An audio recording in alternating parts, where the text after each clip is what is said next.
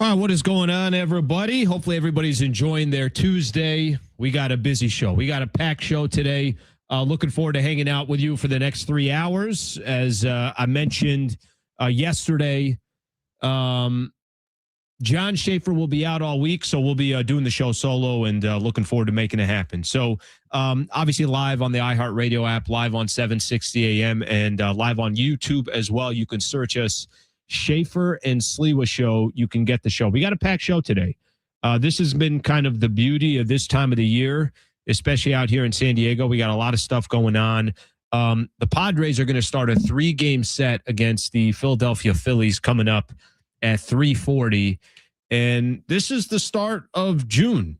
The month of June, I think, becomes so critical, and we'll get into some of the reasons of why it is. But just to kind of give everyone a quick outline here, Cory Seidman, that covers the Phillies for Philly.com, is going to join us at 3:15. Darnay Tripp's coming on NBC Sports San Diego. He's coming on at 4:30. And then Dillon Emery, who covers the San Antonio Spurs, coming on 5 o'clock to talk a little bit about the NBA Finals. Okay, so critical month for the Padres. And I got so many different angles that we can go at here. But we talked a little bit about this yesterday. They go 13-15 in the month of May. I remember doing a show earlier in the month with John. I'm like, hey, if they go 500, I'm good with that. Obviously, Padres had their opportunities. I mean, you can look at the series against the Nationals. There's plenty of games, and every baseball team deals with this where you got great months, you got bad months. At least if you're the San Diego Padres, that's kind of what's happened so far through the first 2 months. Let me tell you guys why June is such a critical month for San Diego and so critical for the San Diego Padres. There are so many question marks of, are the Padres legit? Like, can they actually compete with some of these other teams in the NL? Do you know right now they're 4th in the NL standings? 4th. I mean, you would think just based off of their record, based off of the standings, you'd be like, hey, they're in just an unbelievable position. They're in a great spot. Maybe not unbelievable. That's a little bit aggressive. The problem, I think the biggest thing for me watching Padres baseball right now, it's the trajectory that where they're heading.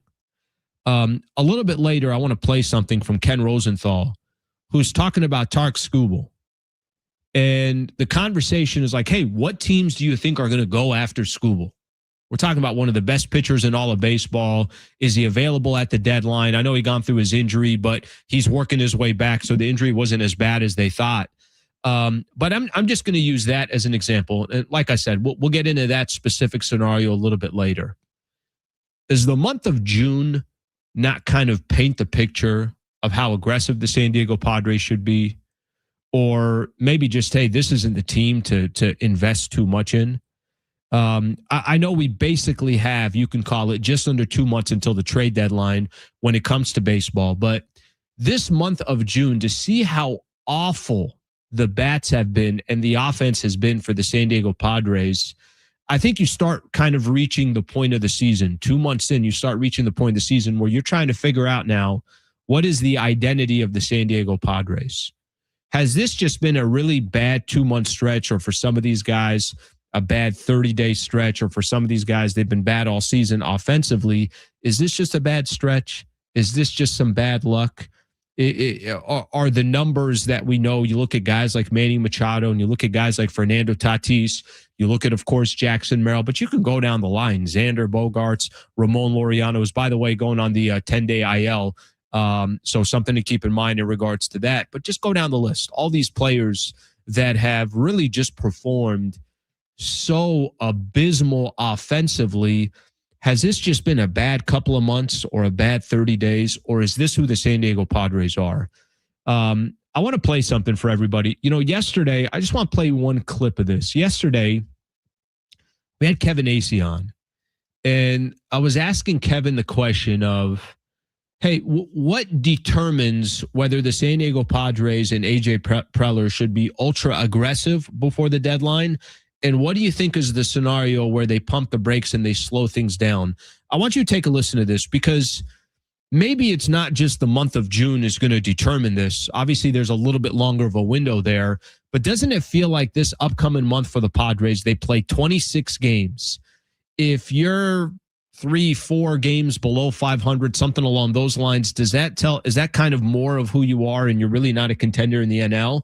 Or if you start churning things around and those bats finally start waking up and you're just a more respectable offense, your starting pitching is stepping up, your bullpen is the bullpen that it is, does that change the scenario for AJ Preller? Take a quick listen to Kevin Acee.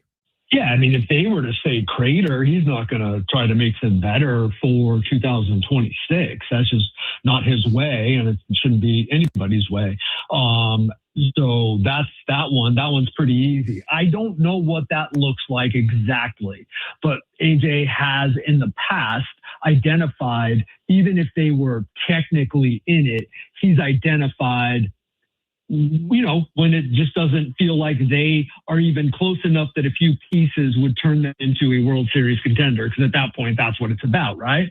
So now, if they are still in it, and that means, I don't know, does that mean 500 balls? So they're 6 games over? It kind of depends on what the rest of the league does. But they start to hit a little bit better. They're looking like a better team. So I'm saying that how they're playing is as important almost as the record. Now, obviously, they have to be in contention. But, are they hitting? Does a starting pitcher make a difference? I'm talking top of the line. Does a starting pitcher that would help them in the postseason make a difference? Does a guy that every 5 days is essentially going to, as long as you score, it's going to get you a win. Does that guy make a difference? Or is that just like window dressing, right? Does a reliever, a back-end reliever, does that make a difference? Does one more bat make a difference? If not, what are you doing? That's going to be the question that is facing them. That is such a, I think, interesting conversation, because I think what AC's kind of trying to represent there, and again, there's going to be trade rumors, and some of those rumors, the San Diego Padres, everybody just expects them to be in the mix based off of AJ Preller's aggressiveness. But there's a piece of me that's like, all right, well, does AJ Preller look at the month of June and say to himself, okay, if you guys start showing me that I should be trading incredibly important assets because we feel like we can be in the mix here, or does the month of June just kind of does it say what a lot of other people have been saying? A lot of these other experts have been saying that, I don't know about the San Diego Padres. The numbers just don't match up to be ultra aggressive, or they just don't match up as a true World Series contender, especially against some of these elite teams. Well, I'll tell you what they are going to have. They're going to have the Phillies coming up here today. They'll start a 3-game series, and that's a perfect example of a team and a squad. And I know Philadelphia, you just go look at the standings and it's not the same Philadelphia team. They started out obviously so awful. Phillies kind of got handled by the Dodgers in that 3-game set that they played against them. Now, what does handled mean? It means they lost 2 of 3, but they're above 500. They're much better than they were a little bit earlier. And these are the type of tests that you're going to get where we're going to find out a little bit more about the Padres. They had this test earlier, about a week ago or so, and they got swept by the Phillies. They got swept by the Phillies at home. And I think as we all kind of watch this team play, every time you kind of look for another storyline around the San Diego Padres, I think it's fair to say everything starts with the offense, and then you go from there. But I'll kind of continue to go back to this, and this will be a little bit more of my theme as we go through the show. The month of June seems like it's just going to be so critical for the Padres to show that, hey, we can be in contention here, invest in us. And unfortunately, in the month of May, that wasn't the case. And unfortunately, some of these other stats that kind of tie around the San Diego Padres hasn't exactly gone their way, but it's going to be their chance to obviously try to turn things around. I'll throw out the phone number. And like I said, coming up at 3:15, we're going to have a guest on here to talk about the Philadelphia Phillies and their side of things. And obviously this upcoming matchup against the Padres. Phone number is 877-767-4760. 877-767-4760. So obviously we could hit on a bunch of Padres topics, but the topic that I'd kind of start the show off with, which I do think will be part of the theme today is, what do the Padres have to do in June to kind of start showing here that you should be investing into them, that AJ Preller should be aggressive? Because I'm not, maybe I'm a little bit different. I'm a little more conservative in this regard. Now, I know AJ Preller is wildly aggressive, but I want to be shown that this team is worth spending money on. And the pickle that the Padres are in, it's like, is it going to get better in a year if you already got your main players in their contracts today and they're not making it happen? So we'll talk a little bit more about that as the show progresses. Coming up next, like I mentioned, I want to spend a little bit of time. Cory Seidman, who covers the Philadelphia Phillies for Philly.com. He's going to come up next, and he'll help us break down the series, Padres and the Phillies, a little bit later today. Stay right here. Thank you for tuning in. This is San Diego Sports 760. I'm Alan Sliwa.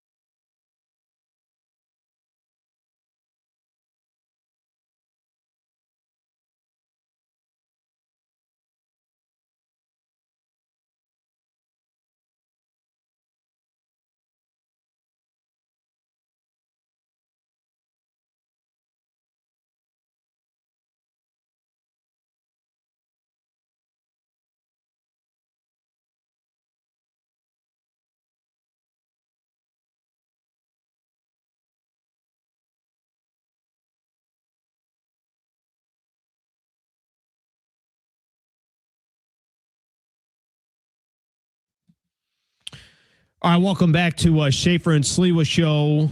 Padres getting ready to take on the Philadelphia Phillies. You know, I said this, and I know we probably say it all the time. It's a big matchup. This is a big series. It does feel like that way for the San Diego Padres, who've been reeling, lost 6 of their last 7. Obviously, we know how they finished the month of May. going 13-15. So, of course, this is always going to be the theme here. It's another big series. We'll see, obviously, what the San Diego Padres are able to do. I do want to welcome in our guest. Very nice to join us here. Cory Seidman, who covers the Philadelphia Phillies, all of Phillies sport on Philly.com. Cory, what's going on? Thank you for coming on here in San Diego. Hey, no problem. I totally agree. This is a big series for both teams, obviously, because of the standings, the wild card positioning. But, I guess from a Padres perspective, they just got beat down and swept by the Phillies last week. And from a Phillies perspective, they got to show that they can beat good teams because the Padres are pretty much the only good team that the Phillies have beaten lately. Well, that doesn't make me feel that much better. But I see the perspective. I see where you're coming from. Cory, I'll ask you this. I mean, Phillies, I think, are such a kind of an interesting team in the National League. I just assume, most of us in San Diego just always assume that the Phillies are going to be in the mix. We know how aggressive their ownership is. We know the type of talent that they have. And we know how they started the season. What was it, 9-19? Is that about right? Or 10 games below 500? Yeah, it was. What do you make of where they're sitting today? And will they become that dangerous team that everybody just assumes in the National League?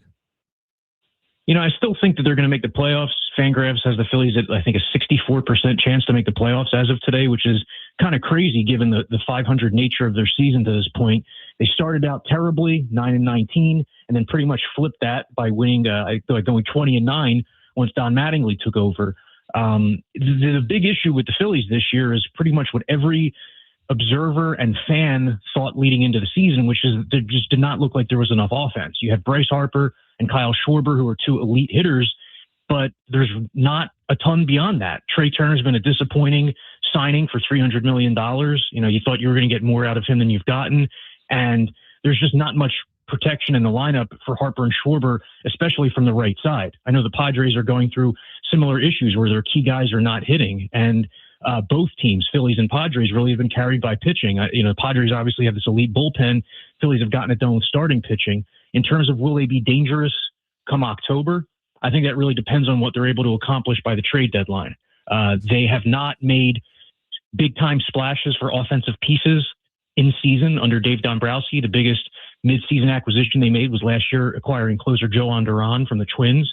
But this sure seems like a year where you have to push your chips into the middle, go get a Ketel Marte or, whoever the best available right-handed bat is on the trade market. And, Padres are a good example of a team that's super active every summer. Like Tarik Skubal, his name's bouncing around there a little bit too. And it seems like it's going to be the usual suspects after guys in that tier as well. Phillies, Padres, Dodgers. So it's going to be a fascinating summer. It's interesting, Cory, when you put it that way, that when I hear you say that the Phillies need, go out there and try to get another bat, another right hand or something along those lines, in my head, I'm like, wait, have you seen the Padres offense? I mean, if the Phillies think they need offense, I could only imagine what the hell that means out here in San Diego. I just want to go back and, get your thoughts on it. It's a little bit unique, right? In baseball where you just finished a 3-game set with the Phillies, and then here you go, another 3-game set. What were some of your takeaways? And I'd love to get your perspective on, somebody out there in Philadelphia that watched the Padres for 3 straight games. What were some of your takeaways, some of the things that maybe surprised you on either side? It could be positive things or negative things. Well, so I watch a ton of out-of-market baseball since I'm such a baseball junkie, fantasy baseball junkie. And so I watch a lot of every team. I love watching Padres broadcasts in particular for Don Orsillo and Mark Grant. I mean, it's probably the most fun announced team in all of Major League Baseball, in my opinion. Going into that series, my viewpoint on the Padres was, I don't understand how this team's 10-plus games over 500 or whatever they were at that point, because, you look up and down the lineup. Machado is still sub 200. Nothing. Tatis just hit his first homer, and Jackson Merrill, after that amazing start to his career, I'm sure it surprises people in every other city that Jackson Merrill isn't the superstar that he seemed like he was going to be by now. And going into that series, I had the sense that, this Padres team, it seems more pretender than contender just from afar. I'm curious what you guys think about that, because there are obviously still some huge names in the lineup, some really big pieces that you expect to turn it around. But it's kind of a similar issue with both teams where, You have high-priced guys who haven't really lived up to their billing so far this year. I would say Trey Turner, mostly with the Phillies, and then you guys with Machado and Tatis with the power drought that he's been on. And I just see it as you can't win every game 2-1, 1-0. The Phillies right now, any series they go into where they have like Wheeler and Sanchez, which they're going to have for 2 out of 3 games in this series, they feel great about that. They were like, for example, when they went into Dodger Stadium last week, they were the betting favorite, the series opener, because Wheeler was on the mound. That's just like how the perception of what they can do on those days with their aces. But I don't know if either team's going to be able to accomplish all they need, because you look at the Dodgers and the Brewers, and they just look like juggernauts. They have everything. They have offense, they have defense, they have pitching, they have prospects that you can trade for top talent. So they, to me, look like the class of the NL, but we see that every year. Anything can happen come October. Cory, what's your take in Philadelphia when the conversation comes up? Obviously these labor negotiations, both sides kind of positioning themselves early on, got about maybe 5 months left under their current contract. What's the conversation in Philly? Because, I look at typically the Phillies are maybe top 5 or kind of hovering around there when it comes to highest payrolls. But at least in the near, over this last 10 years or so, Phillies obviously haven't cashed one in. Do people want to see a salary cap in Philadelphia? Like, is that something that even a team that's spending and even a team that's aggressive, do they want to see a little bit more control when it comes to spending, or would Philadelphia prefer that we keep this thing wide open? Yeah, I find this so interesting because 5 years ago, 4 years ago, when it was 2022 and the CBA was being negotiated, I felt like you couldn't find a baseball fan in the country who would come out and say, yeah, we want a salary cap, because everybody was so pro-player and anti-owner. But now it just seems like the contracts have exploded to such a ridiculous degree that all throughout the country, fans think that their team has no chance to compete. Kansas City, St. Louis, Cincinnati, the Midwest. I've covered the Phillies for 15 years, and I was on the road for a bunch of years, and just traveling the country the last few years, talking to Uber drivers or people at bars or whatever. Most fans across the country think it's a totally lopsided system, and the Dodgers are the team they always highlight. And quite frankly, I don't even think the Dodgers are the biggest. I don't think the Dodgers even did the most insane thing of this era. I think the Mets did with $765 million for Juan Soto. It's almost like that has just totally blown everything out of proportion, and it's probably only going to get worse. Philly fans here, I would say it's almost like 60-40. The WIP, the main radio station, sports radio station, the other day put out a poll: should baseball have a salary cap? And I'm pretty sure the results were 59% yes, 41% no. And that's a mostly Philly crowd responding. Can I ask you, Cory, can I ask you, what is can you help me with the argument for no? I'd be curious to hear. And I'm with you. Like the person I co-host the show with, John Schaefer, who's not here this week, but we've had this conversation, and he's actually originally from Philadelphia. I mean, just for what that's worth. But we've had this conversation, and he's kind of said, like, hey, I don't think that technically is the end all be all in baseball. What do you think that the strongest argument is for saying no, baseball doesn't need a salary cap? Just that, free market and guys should be able to be paid what they're worth. And I would say that's the main argument for it. Mm-hmm. And there's also like what you see Ken Rosenthal saying, which is that he just doesn't think that that's the magic solution that everybody considers it. I don't know whether that's true or not. I think we'd have to see to really find out. The first proposal from the league to the players, it didn't make sense, obviously, on the surface when you look at the figures. Like the salary cap would have been probably too low, way too low from a player perspective. I did like the floor element of it. I mean, brought it up. Sure. Honestly, yeah, it's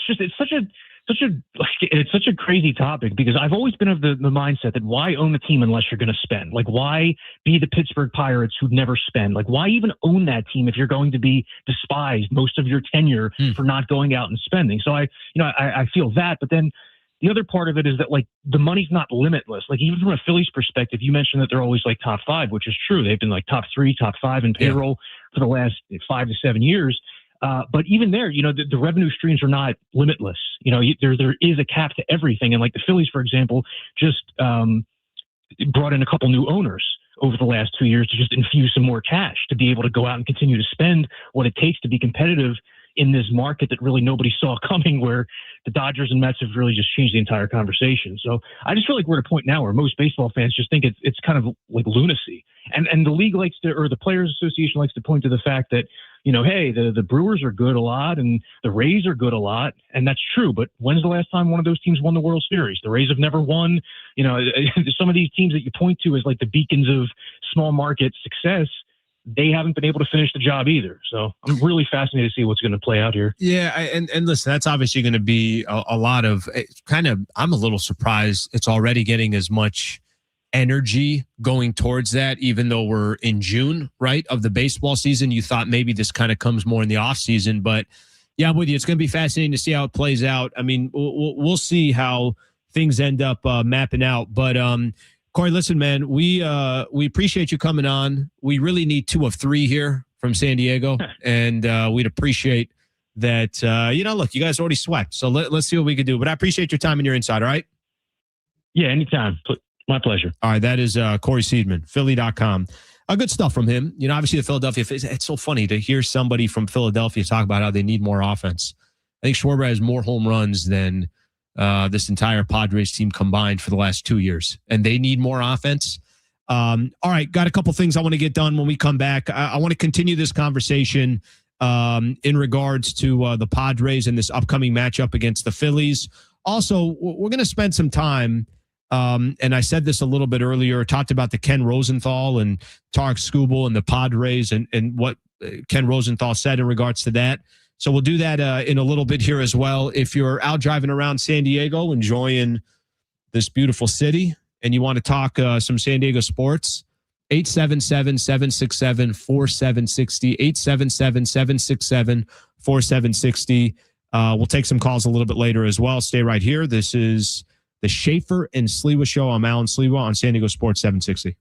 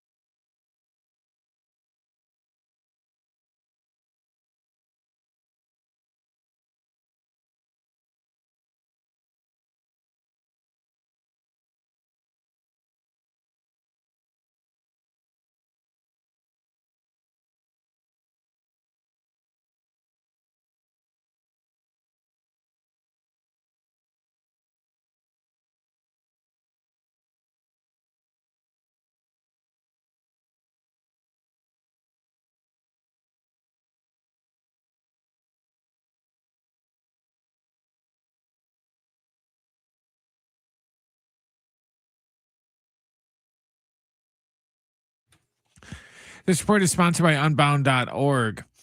Padres are in Philadelphia getting set for their series with the Phillies. They're about to get started here in about the next 5 to 10 minutes. It's going to be Randy Vasquez going for San Diego and Aaron Nola for the Phillies. Like I said, first pitch is set for 3:40. We got game 1 of the NBA Finals not till tomorrow night in San Antonio. That will tip after 5:30. Right now, there are young people across the world facing a tough choice: continue their dream of education or to drop out to help their family put food on the table. You can help change their future in a single moment. See how far your support can go at unbound.org.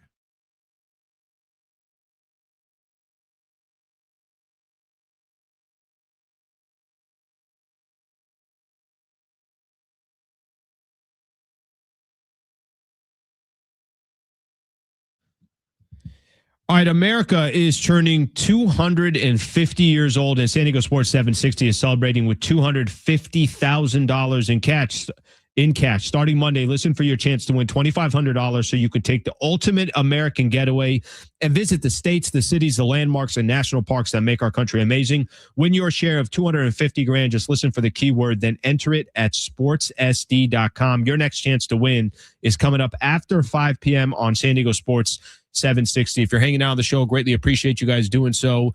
Okay, we got a little bit of sound here that I want to play. Padres obviously getting ready to take on the Philadelphia Phillies, and Craig Stammen. Let's take a listen to Stammen here before the game, just talking about this upcoming series, of course, the offense and everything else. Take a listen to Craig Stammen. Anytime someone gets to make their Major League debut, we all remember our Major League debut and how exciting that is and what baseball is all about. Yeah. What was your perception of him getting a chance to spend time around him in spring training? See what he can do? Yeah, great kid, a lot of good energy. You know, he definitely had a great spring training for us. Showed off his athleticism, his speed, his power, and then he went and proved it in AAA. So he's definitely earned his right to have a chance at the big leagues. Yeah. Going on the IL, what can you tell us about that situation? Yeah, just his hip's been bothering him for a little while, and he finally, admitted that it's, affecting some of the things that he's doing on the field. So we felt like it was smart to, take care of it right now, get him on the IL, and, really get him back, hopefully, in relatively short time. You look at Manny's numbers as far as the batting average versus last year, obviously nowhere close, but when you look at the numbers like the number of home runs, the RBIs, he actually has more this year than he did at the same time last year, despite batting average 200 points higher. So, I mean, can we argue that Manny's still being productive? I mean, he can be more productive and have the higher batting average, but considering what's going on, he's still putting up some numbers that have been helpful. Yeah, he has had some big hits for us, and usually those big hits have scored some runs. So you can remember 3 or 4 home runs that he's hit where we were down and we needed a 2-run homer, and he's hit a couple of them. So he just hasn't been able to consistently, lock in a bunch of hits a game like we're accustomed to Manny having. But I think, when he gets hot, like he usually does at some point, he goes on a nice little run that lasts a little longer than most other players' hot streaks. It looks like Jackson maybe starting to find some things. Last few games have been really good for him, especially started against Sanchez with those 2 hits, it seemed like. Yeah. He's definitely taking some better at-bats lately. I think the last game in Washington where he, gets a hit, lays down a bunt, then slaps one past the third baseman. That's what we remember about Jackson, how he can, get those opposite field hits and kind of play the game in a bunch of different ways with his speed and power. So I like where Jackson's trending right now. Randy Vasquez, the first 5 or 6 outings, super solid. Last year, it's been a little bit more hit and miss. What do you think's been the difference? Is it a command thing? Is it a sequencing thing? The league's starting to see it more, or just you're not going to be your best all season long? Yeah, that's probably the most of it for me. Is you're just not going to have 33 starts where you're the best you've ever been. So, he was probably due for a little bit of not as great starts, but even his last one against the Phillies, he was able to get through into the 6th inning after a kind of a tough start, and all the runs that he gave up were 2 outs. So, trying to get better with 2 outs, he has a really good outing there. Do you know around when the hip started bothering him? He said it's a hip that's bothered him back to 2021.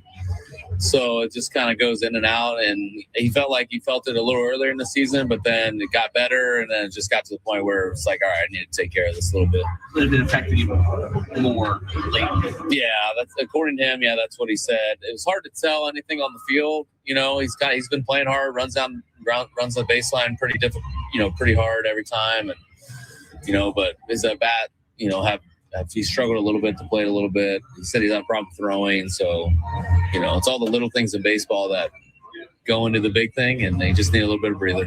Right, with Jace, what was the conversation like with him today, and both in terms of his role, what are you hoping to best utilize him? Do you see him as a platoon back? Do you see him as someone where you want to give him a run playing every day? How does that look to you? Yeah, we'll see. We're kind of just focused on today and letting him have his major league debut, and telling him it's just another baseball game with a few more fans in the stands. And, once we get past today, then we'll talk about that stuff later. As far as Manny went, again, the power numbers, when you look at the max exit velocity is right where it's always been. It's his average exit velocity that's gone down by about 3-4 miles an hour when you kind of peek under the hood. Are you seeing some physical reason for that? Are you seeing something mechanical? Again, it comes back to consistency, where there are times where you're seeing Manny have the type of swings he's typically had. Yeah, I think it's just this part of the season, he just hasn't been swinging it well. And so the numbers aren't going to look great, no matter where you look at them. But I know one thing I know about Manny is, like, at the end of the season, his numbers all look about the same. And we're expecting that to happen again this year. You get to about 200 plate appearances. That's usually where this stuff tends to start to normalize. And I wonder also, as it relates to Tatis, you're seeing him pull the ball a lot less and even less in the air. Does it get to a point where you see process numbers change and you want guys to make adjustments, whether that's Tatis, whether that's Manny? Yeah, we want them to just play baseball and help us win. That's what we're worried about. And I think, those guys are focused on that too. We've seen it from Tatis here this last week or two, where he's stopped worrying about trying to hit homers and he's worried about helping us win games, and he's been very productive. And really the flip side of that too is, again, at 200 at-bats, plate appearances roughly, you see things normalize. But with guys who have a track record, several thousand at-bats, where they've done it in a different way, does it change sort of the when you want to intervene more? Oh, 100%. You got guys that are, Manny's on a Hall of Fame trajectory. I'm not going to freak out after 150, 200 bats. And then you got Tatis, who's, I consider a generational player. I've seen him be really good at times. I'm just going to trust that those guys are going to figure it out, honestly. And it's not like we don't intervene. We're talking to these guys every day. That's what we have coaches for. It's not that they're immune to the coaching. Right. So, we're trying to figure it out all together. We're in this together. They're not on an island by themselves. And I think that's the biggest piece of this, is that we've got their backs. I guess just related to it, is there going to be a thing you're looking for to see that's different, where are you looking for Tatis to pull the ball more in the air, for instance? I'm saying something more process than outcome driven. Me personally, no, I don't think that's process driven. I think that's definitely a result of him pulling the ball in the air. Process driven is swinging at the right pitches, not swinging at the bad ones, and taking a good swing and being aggressive. Same with Manny? Yeah, same with Manny. If they're trying to do a certain thing, get a certain result out of a swing, it's going down a scary road. It's the same thing like pitching that I can relate to. Is if I'm throwing a pitch expecting to get a certain result, like once the ball leaves my hand, I have no control of what's going to happen. The hitter could be completely guessing. I could have tipped the pitch, whatever. And I feel the same way about those guys taking at bats. If they're taking good swings, having a good approach at the plate, the results will eventually come. All right, that is Craig Stammen right there before the Padres take on the Philadelphia Phillies. So this part of a 6-game road trip for the Padres.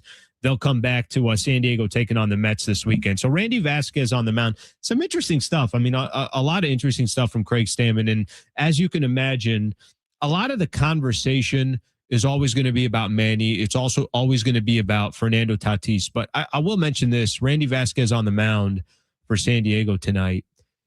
It was about a week, I think it was actually a week ago today, that Vasquez took on the Philadelphia Phillies.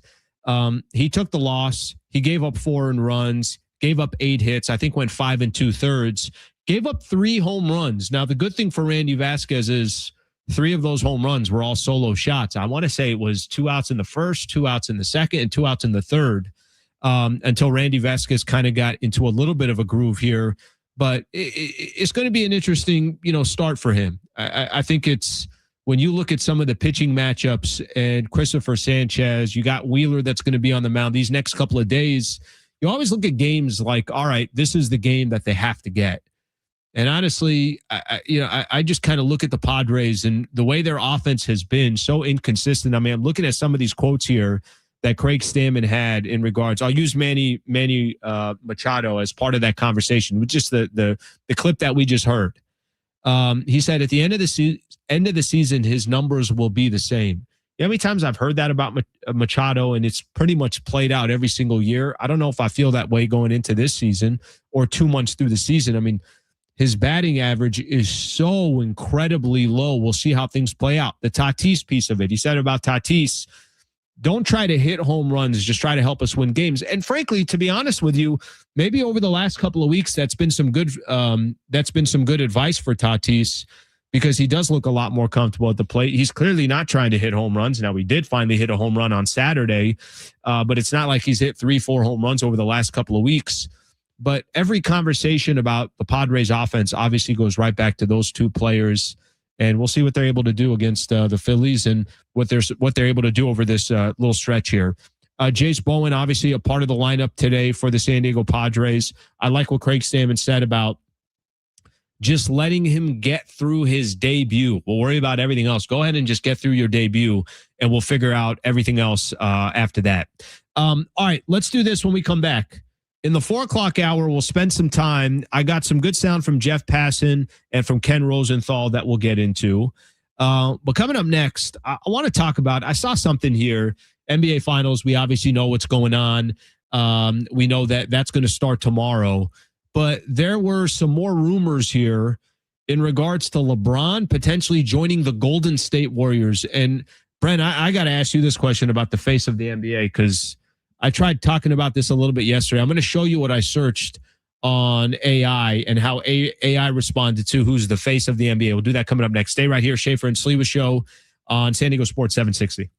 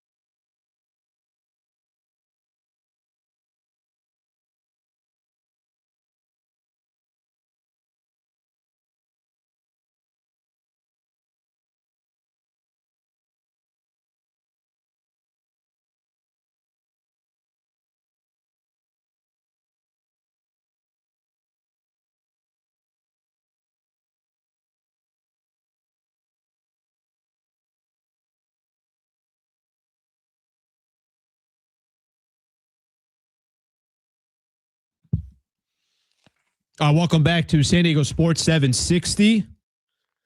If you're out driving around, appreciate you guys being here. If you're here on YouTube, thank you very much for being a part of the chat and just being here in general.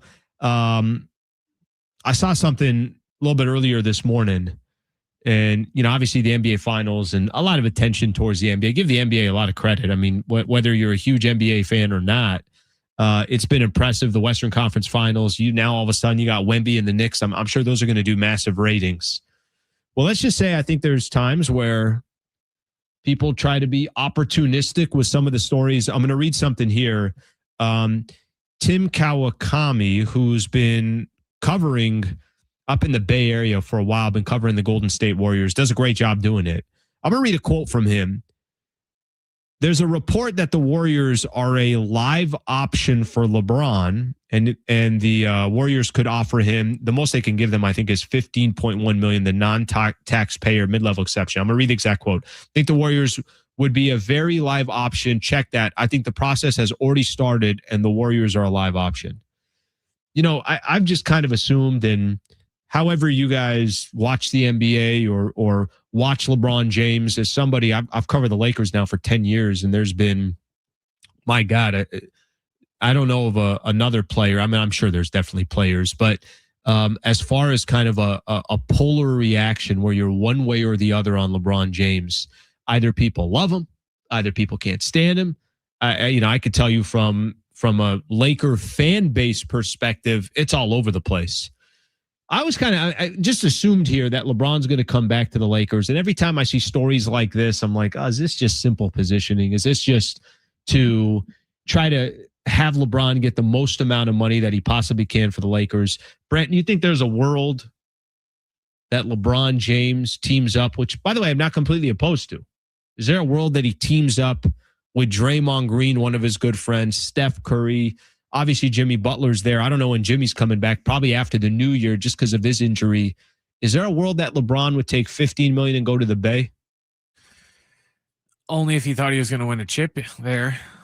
That's about it. Can I help answer your question there? I don't think they're winning a chip. I was just going to say, I don't think they would, even if, Jimmy Butler's back and healthy. I just think they're too old. This is one of those things where if he would go there, like, this would have been 8 years ago, I would have thrown a fit and I would have been mad about it.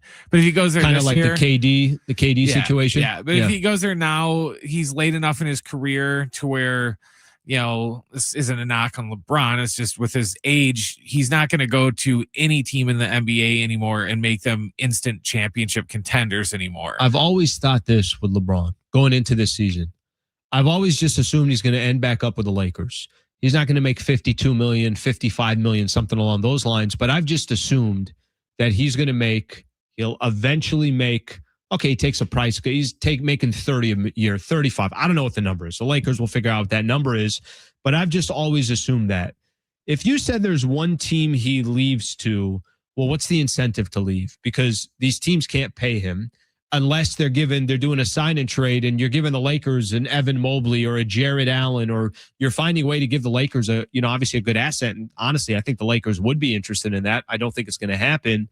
But if he leaves for any other team, doesn't he, like you said, doesn't he have to think, I got a shot at winning an NBA championship? And I'm not telling you the Cavs are going to go compete for a championship next year, but wouldn't we have a better chance with Cleveland just signing straight up with them than he would with the Golden State Warriors in the Western Conference? Probably, but I don't think he's going to go back to Cleveland again.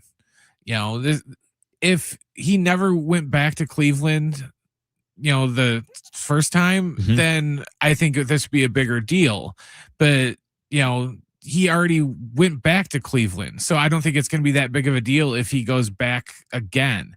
I almost think, unless he's like telling everybody, hey, I'm done. This is it. This is my retirement tour. But again, like I go back to, I think this is all just a song and dance. He's going to end up with the Lakers. He'll play his 9th year with the Lakers next year. I think he's going to stay in California. I think that's the big thing with him now, because all of his kids are enrolled in school out here. Yep. He's doing all of his like non-basketball, like his media stuff, like that barbershop show that he has and all that other stuff. Sure. Where do they film all that? Out in California. So everything's in LA. Yeah. I think his whole operation. I think he will stay in California, even if he's not a Laker. I think that, depending on what happens with the whole Kawhi situation with the Clippers, I think he could end up with the Clippers or Golden State. But I think he's going to stay in California. There's a little bit of exhaustion, and I know that kind of comes with kind of the LeBron conversation. I could tell you this. I think there's a lot of Laker fans that have been ready to move on. But he was also really good for them last year and was, I think, the best player in that Rockets series. The question is just going to be, when is that franchise going to start moving on and, obviously build around Luka? I will say, yesterday you and I were talking. Obviously, you got Victor Wembanyama. They're going to start a series. By the way, we're going to have somebody come on, join us on the show at 5 o'clock to talk Spurs and the Knicks, look at it from a Spurs perspective. But you and I were chatting about this a little bit earlier. This was yesterday. And we're talking about the faces of the NBA. So I type in the faces of the NBA right now, just in a Google search, AI overview. LeBron James remains the undisputed face of the NBA, while a highly talented new generation of international rising stars like Victor Wembanyama, Luka Doncic are stepping into the spotlight. But this search, they're like, yeah, you can fight this as much as you want. But when the dust settles, it's still going to be LeBron James. And that's crazy to hear. 41 years old, and this man is still driving the NBA. What were you going to say there? Oh, I was going to say, the reason I said that yesterday was, and I looked it up today, you look at the teams that have the most nationally televised games. There's 4 teams in the league this year that had 35 appearances on national TV this year. Golden State, the Lakers, the Knicks, and the Thunder. The Spurs only had about 24. So there's still, the league is still pushing LeBron and Steph on the forefront. And then, I just looked up this too. Top selling jerseys this year. Number 1 top selling jersey, Steph Curry. LeBron's down he's at number 5. Okay. Because it was Steph, Luka, Jalen Brunson, and then Wembanyama. So still top 5 is wildly impressive. Wildly impressive. And then even, we kind of talked about this off air yesterday. Mm-hmm. Steph Curry signed that huge shoe deal with that Chinese shoe company yesterday. If he wasn't still one of the bigger faces of the league, I don't see them really signing him because there's worth like $400 million or something. Did they come out with financials? Yeah. They came out with it? Yeah, it came out this morning. All right. Yeah, I was trying to look for it. I couldn't find any of the financials to it. Hey, it's going to take, in order for the league to kind of change faces, then you probably got to get Victor Wembanyama. Even if he doesn't win an NBA championship, he's obviously in the spotlight. He's going to be there, and we're going to watch him for potentially 7 games. 10-year, $400 million. 10-year, $400 million for Steph Curry, and that's obviously off the court. All right, when we come back, we got the wrap coming up. Just to give everyone a quick idea, 4:15, I want to play some sound from Ken Rosenthal on Tarik Skubal, talking about the Padres specifically. Darnay Tripp, NBC Sports San Diego, or NBC San Diego Sports, is coming up at 4:30. So we got a lot to get into. Appreciate you guys being a part of the show. Schaefer and Sliwa Show. Stay right here. San Diego Sports 760.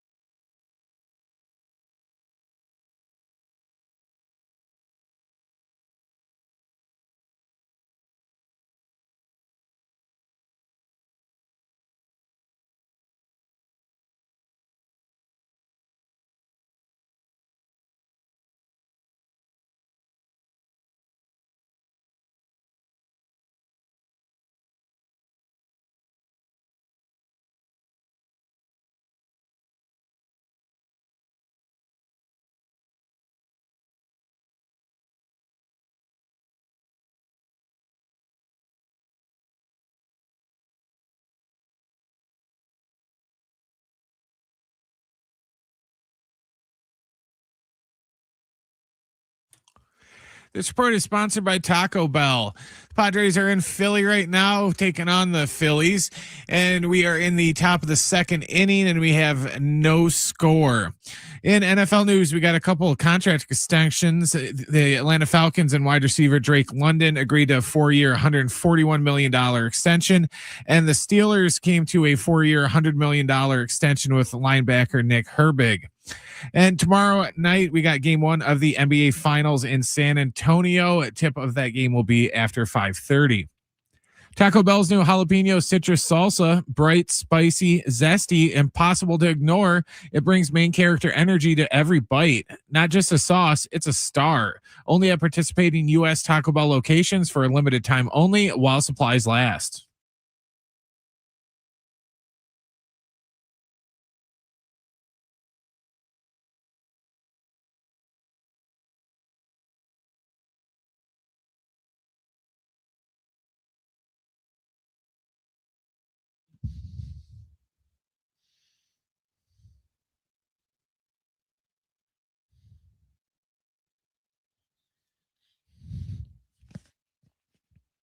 All right, hour number 2, Schaefer and Sliwa. We got a good rest of the show lined up for everybody. I want to just give everyone a quick heads up. Got some great sound from Ken Rosenthal on Tarik Skubal and potentially the interest of the San Diego Padres. Darnay Tripp, NBC San Diego Sports, is going to join us at 4:30. We'll talk NBA Finals coming up at 5 o'clock with Dillon, Emery. But before we do all of that, let's get to the wrap. It's time for the wrap. Presented by Sombrero Mexican Food. Check out their website at sombreromex.com. Are you looking forward to the NBA Finals matchup more than the Western Conference Finals? Ooh, Finals more than Western Conference Finals. I don't know. You know, I got to be honest with you. I was so incredibly hyped up for that Western Conference Finals matchup. I think there was so much hype because these two squads have a little bit of history against each other. San Antonio kind of came out of nowhere in the Western Conference this year. I want to say they took 4 of 5 during the regular season, if you count the that playing tournament, or not the playing tournament, the in-season tournament. I think my hype was more in the Western Conference Finals, but as this series goes on against the Knicks, that can change. But I feel like I had more hype in the Western Conference Finals. How about you? No, for me, it's the Finals. I got the series that I wanted. I wanted the Knicks and I wanted the Spurs. Yep. You and a lot of people. That NBA most of all. But I will say this, like, I do think there were a lot of fans that did not want to see the Thunder move on. Like that thing shifted so quick where a lot of people were rooting against them. But I think that, there's a lot more storylines with this finals this year. Yeah. Because either Wemby's going to win his first championship or the Knicks are going to end their first time since the early 70s. 60-some year drought of their championship. So either way, we're going to have some big name story and stuff to press. So we got there's a lot more things to talk about opposed to like some of those years when it's just like the Warriors in there and the biggest story was 5 games or 6. It's such a good point. And I think there is not that in-season tournament is that big of a deal, but they did play in kind of a bigger stage for this one game, and it was the Knicks and the San Antonio Spurs, and Knicks won that game. And I think because of Madison Square Garden in New York, we're going to have kind of like what you get with the Lakers and stuff, where we'll have the celebrity element because, Tracy Morgan and all those guys are going to be a big factor in everything. So I think that might help to hype everything up a little bit. I think the thing you said, too, is so critical, so important. Just the fact that the New York Knicks have a chance of winning an NBA championship, like, I think I almost forget about that sometimes. You're just, I know, you think about the Knicks franchise, you definitely don't think of winning. By the way, Darren Smith is going to join the show tomorrow, and it will be like, I told him, I'm like, we're doing basically a Knicks pregame show for you. Obviously, we'll talk about everything, but Darren's going to join us tomorrow. All right, you got me a little bit more hyped up about the series, but not only was that Thunder series phenomenal, it also lived up to the hype. All right, what's next? What venue would you most want to attend a game? Is this kind of tied to the Madison Square Garden piece of it? If it's a big game. Have you ever been to MSG? No, I've never been to New York at all. Been to Madison Square Garden, but which I will tell you, it's one of it is an unbelievable place to watch a game. It is theater, right? Like it's definitely got that feeling of, yeah, this is a place that you have to watch a big sporting event. You know where I go? I go to like not random places, iconic places. Going to Chicago and seeing a Cubbies game would be amazing. Going to Lambeau Field and seeing the Packers would be amazing. I've been to Fenway. I've been to Yankee Stadium, so I kind of caught a couple of those. The only other place I could really think of, unless you're taking me to like a huge college football game in the South, I'm in for that, or a Premier League game somewhere in Europe. I'd say maybe Fenway. Fenway's a cool park. Back in the day before they essentially neutered it and killed it, I maybe would have wanted to go to. When did they neuter and kill it? No, not that. I'm getting to what they neutered and killed. The world's largest outdoor cocktail party between Georgia and Florida. They used to play in a neutral site, and it was like one of the bigger rivalries. But now, they don't want the association with being called the cocktail party and all this other stuff. And with them changing the rules for their conference games and everything, it's kind of been watered down. Yeah, but I think what you're talking about there in regards to an SEC football game, like I've never been to one of those games. It's funny, the last 2 years I've gone to both Rose Bowls. The playoff tournament the college football playoff now, the first game or one of the games, right, is there. And I keep saying to myself, I'm like, oh my God, I could watch big-time college football. They are. Ohio State, Oregon played in the first game. Indiana, Alabama played in the second game. I'm like, I get some real freaking college football. Both games were blowouts. By halftime, nobody was watching. I forgot all about that. The Rose Bowl, definitely, that'd be on my list too. It's an easy one to accomplish. You could do that. By the way, you go UCLA, SCSU. What's coming up this year? For an actual Rose Bowl. Yeah. Oh, yeah. For a bowl game. What else you got there? What's your confidence level if the Padres take 2 out of 3 in Philadelphia? I want to feel more positive and confident, but a lot of times that's completely based on what the team does. So when players aren't performing well, it's tough to be confident about them. When teams aren't performing well, it's tough to be confident about them. So I think right now with the Padres, especially after getting swept by Philadelphia, I'd be lying to you if I said I feel great about it, right? My confidence level isn't that high. That's why I think this month of June is going to be so important for San Diego and for the Padres and what the rest of the season looks like. But not that confident. Not that confident. They take 2 or 3, and you got, I think if I'm right here, is it Wheeler and Sanchez in games 2 and 3? I think it is. Well, I can look that up a little bit later. But the team has to show why you're confident. Right now, they're not giving everybody the most reason to be confident. How about you? I think they could, because they have a better road record. Their road record is better than home. They're 500 at home, and they're 6 games above 500 on the road. So just for that fact, I would say, sure, I think they can do it. And it's so weird listening to, we listen to the Phillies broadcaster, or one writes for Philly.com, and just kind of listening to him, how he was talking about the Phillies. The entire time that I'm listening to that conversation, I'm like, man, they're as frustrated as the Phillies as we are of San Diego. And I just always think of Philly as like, yeah, they're up. They're always going to be competing in the NL. And they're technically, if you look at their season, they're only 1 game over 500. The Padres are one of those teams where whenever we are convinced that they're not going to do something, then they'll just go and do it. If we sit here and say, sure, they're going to play the Dodgers, they're going to get crushed, and this series means nothing. Then what happens? Of course, it didn't happen this year, but in years past, then we'll win the series against the Dodgers. When the expectations, when there's so less low, expectations. By the way, next after today, so Aaron Nola obviously on the mound tonight, but Sanchez tomorrow, Wheeler coming up on Thursday. So you're going to get two of the best pitchers in all of baseball. We saw what Sanchez did against the Padres. All right, what else we have there? What do you think the Padres' final record will be at the end of June? They played 26 games. 26 games. Month of June. If I say they go 13-13, is that a bad month if they go 13-13?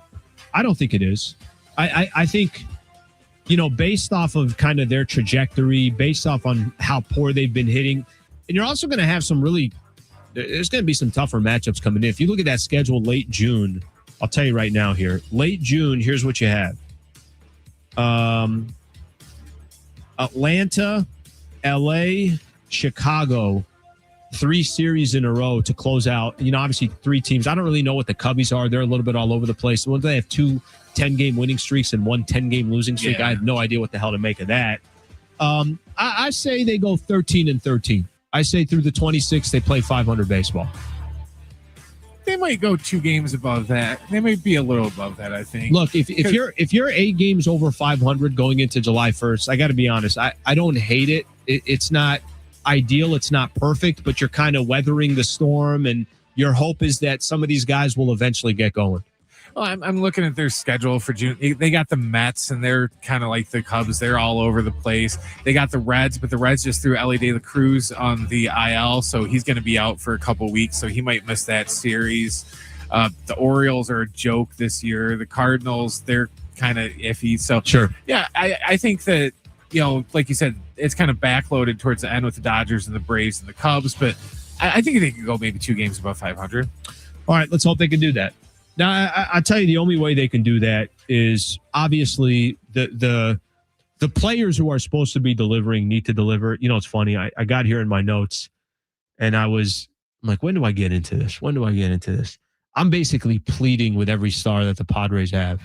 The thing that scares me the most about the position that the Padres are in right now is you're thinking big picture in San Diego. And honestly, it's so hard to think big picture about this team and this franchise right now because they're in this, you got to win now based off their payroll and some of the numbers they obviously have attached to some of their key players. I'm pleading with Tatis, pleading with Machado, pleading with Jackson Merrill, pleading with Xander Bogaerts. It's really going to be on all these guys' backs. And if you got any shot to go make some noise this year, you got to have your stars obviously deliver. And this isn't just a San Diego thing. I mean, I saw it last year in the postseason. A lot of these big bats for the Philadelphia Phillies, they had issues as well. But, in SD, this is where this entire franchise, it's dependent on. It's dependent on their stars delivering. I mean, watching Tatis hit his first home run on Saturday, you and I yesterday, Brent, we had a topic and a conversation, and it was about, will this kind of unleash Tatis in regards to getting that first home run? It has to. Like the city, the fan base. I mean, everything is. I hate to put more on Tatis's shoulders, but it's the truth. The difference I would say with Manny and Xander is these dudes are older. Now, they can't be bad this early into their contract just because they're getting older. But Tatis, you're 27 years old. 27 years old. That's not a player we should be having any conversation about in regards to, hey, is this dude just not going to be the same player? Is he declining? Is he this? Is he that? That home run that he hit on Saturday has to unleash Fernando Tatis Jr. It has to, and hopefully he took some pressure off of him. I mean, he's already got a double today. Now, Padres didn't score on that situation, but that's not Tatis's fault. But, by the time the month of June is over, can we be saying that Tatis is up to 7 or 8 home runs, something along those lines? And, I say that, and I understand just in the game of baseball, so much of this is streaks. And if Manny Machado gets going, then you know what? You might not be able to stop Manny Machado for a solid month or so. But Tatis is the one that I keep circling. I know there's a conversation about a lot of these players, but pleading for Tatis to get it going. The city of San Diego is different when Tatis has it going. So hopefully he's able to make it obviously happen in the month of June. Okay, I teased it a couple different times, and I want to get to it here. Ken Rosenthal was talking about Tarik Skubal and how there's a few teams that he expects to be in the race for Skubal. And one of those teams is the San Diego Padres. Let's talk about it when we come back. Darnay Tripp's going to join us. NBC San Diego Sports. He's going to join us at 4:30. Appreciate you guys being a part of the show. Stay right here. Schaefer and Sleva Show. I'm Alan Sleva, San Diego Sports 760.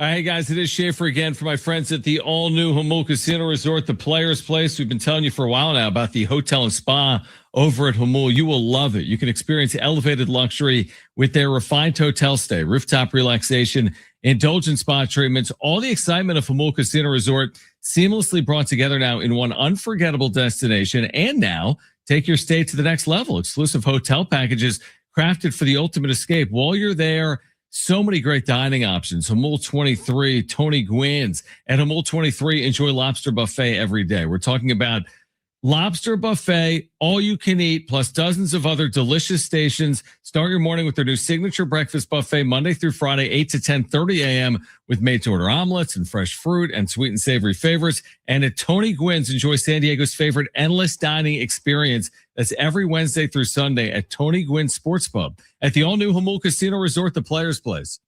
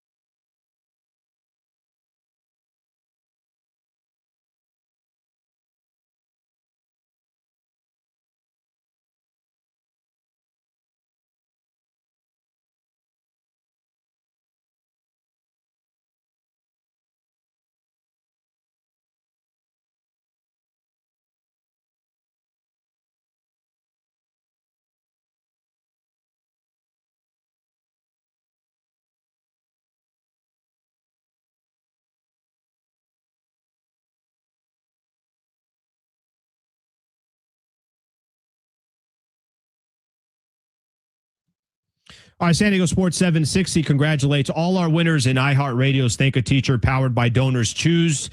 There's still time to donate to a classroom project, and your donation will be matched by Donors Choose. Help us say thank you to the educators shaping our future now at iHeartRadio.com/teachers. I want to also give everyone just a quick reminder here.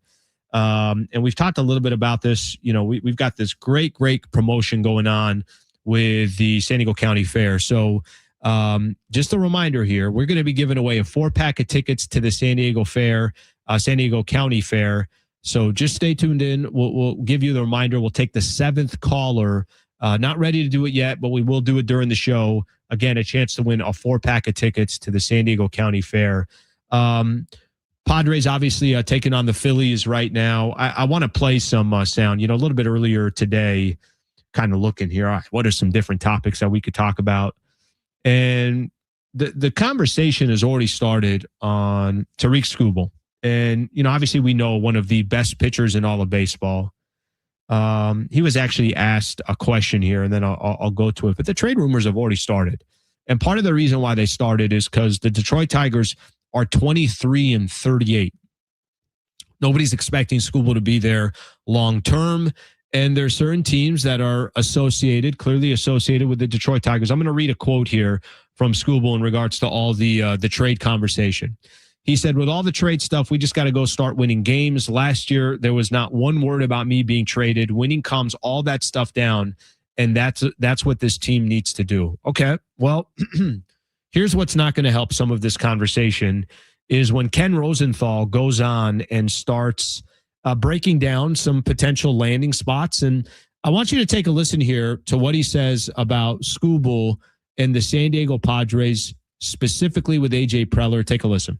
Some of the other teams I mentioned, the Padres, of course they're going to be in. They've got AJ Preller as their GM. They've got a staff that is still questionable. Rotation, I should say, that is still questionable. Their bullpen, of course, is the best in the game. They need offense, at least from what we've seen so far, but AJ Preller would be in, and I would not be surprised, as I wrote, if he is already calling around, trying to get prospects from other teams to put in a Skubal deal. So it's such a good point there, because I got a couple of people here commenting on YouTube. Do the Padres even have the prospects to go trade for Skubal? And you hear Ken Rosenthal, obviously putting the Padres in the mix. They just think about the type of player Skubal is and adding him to a rotation. Think about how impactful that can be for your team. But the Padres are put in a very kind of weird position right now with AJ Preller. I've talked about this before. The question is going to come down to, you don't trade for Skubal if you're sitting at 500 in mid-July. Like, obviously that doesn't happen. The only reason why you trade for Skubal is if you think, if we get this player, we have a legitimate chance of winning a World Series. And, I'll say this based on, their current roster and what we've seen already this season. Do I think they're winning 3 rounds or 4 rounds? I mean, you obviously got to get to the wild card, then the divisional, then you got to play for the pennant, and then obviously you have the World Series. Is this team giving you indications that they can do that? It's that's why we've kind of gone back and forth with this.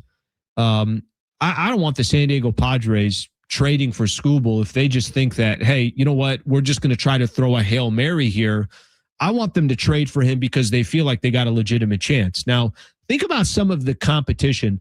I only played a portion of Ken Rosenthal right there. He was sitting back. He was talking about how Philadelphia could be very aggressive. Imagine Skubal, Wheeler, and Sanchez in, obviously as your 1, 2, 3. I mean, that's as dirty as it gets. He also made a point about the Dodgers, that do the Dodgers get aggressive in a situation like this? It was kind of interesting. Ken Rosenthal was basically saying, nobody knows what's going to happen to baseball over the next handful of years. What is going to happen? Will there be a salary cap? What's it going to look like over this next stretch? Do a team like the Dodgers, who have, obviously a deep farm system, that have endless dollars, that can figure out ways to go get a player like Skubal, do they say, we've already won 2 in a row? Yeah, I know we got Blake Snell and Tyler Glass now on top of Shohei Ohtani and Yamamoto. Do they say, yeah, screw it, F it, which is something that they've done already these last couple of years? Do they, even if they don't actually land him, they just drive the price up for everybody else? And we've seen the Padres in situations like this where the price has been driven up, and then they got to go spend all the capital that they have. So it's not that the competition's not going to be there. I don't even know if the Padres have enough prospects to even have interest with Detroit. But to me, I keep going back to the same thing. The team's got to show you that they have a legitimate chance to win, and they're a Skubal away from having that opportunity. I just don't think this team has shown that so far. It doesn't mean that it can't change. I'm not trying to tell you, I'm not trying to sit here and be, as negative as possible, but I'm trying to be realistic. I'm just trying to have a more realistic conversation when it comes to what the future could look like in SD, and if you're going to go out there and make, obviously aggressive trades like that as well. Looking at, it's kind of funny. I'm looking at some of the comments, and we could kind of look at, I think a lot of people have the same theme here. It's like, yeah, well, if they can start hitting, and of course the Padres can use help in regards to their starting rotation, but it's got to make sense. Let's just put it that way. Okay, I'm going to do this right now, and we're going to give away some tickets to the San Diego County Fair. Win a 4-pack of tickets to the San Diego County Fair right now. The phone number, 877-767-4760. 877-767-4760. Caller number 7 is going to win a 4-pack of tickets right now to the San Diego County Fair. Once upon a fair, there was a tale of food, fun, friends, family, laughter, tradition, music, amazement, and more. The San Diego County Fair, the biggest and longest running event in San Diego County, makes its triumphant return from June 10th through July 5th, closed on Mondays and Tuesdays. Visit sdfair.com to plan your happily ever after. Again, 877-767-4760. We will take caller number 7. You're winning tickets to the fair. When we come back, we're going to bring on Darnay Tripp, who obviously is part of NBC Sports San Diego. He's going to join us. We'll have continued conversation around the San Diego Padres. Stay right here. Schaefer and Sliwa Show. I'm Alan Sliwa, San Diego Sports 760.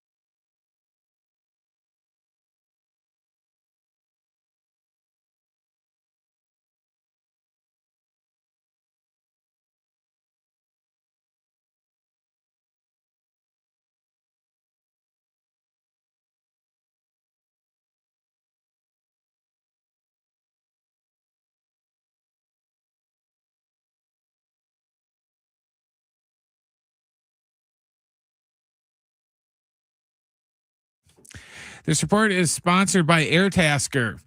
The Padres are in Philadelphia taking on the Phillies. It's Randy Vasquez going against Aaron Nola.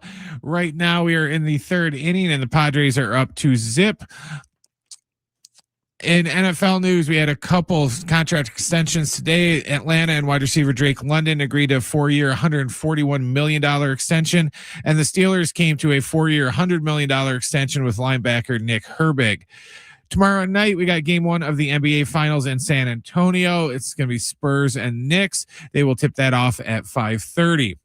Meet Chris. He's handy with tools and tech and likes earning extra income on his own terms. With AirTasker, he chooses which tasks he wants, when to work, and names his price. Download the AirTasker app or go to airtasker.com. AirTasker, get anything done.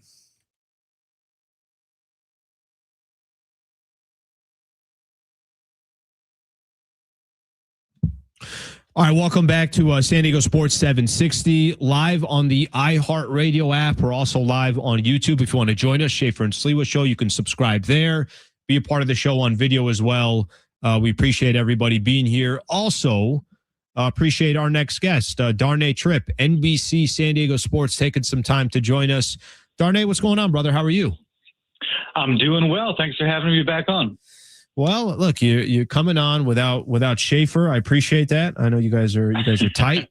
You guys are close. What did you guys talk Sox last time? No. I think it was Sox conversation, right? When he made his TV appearance.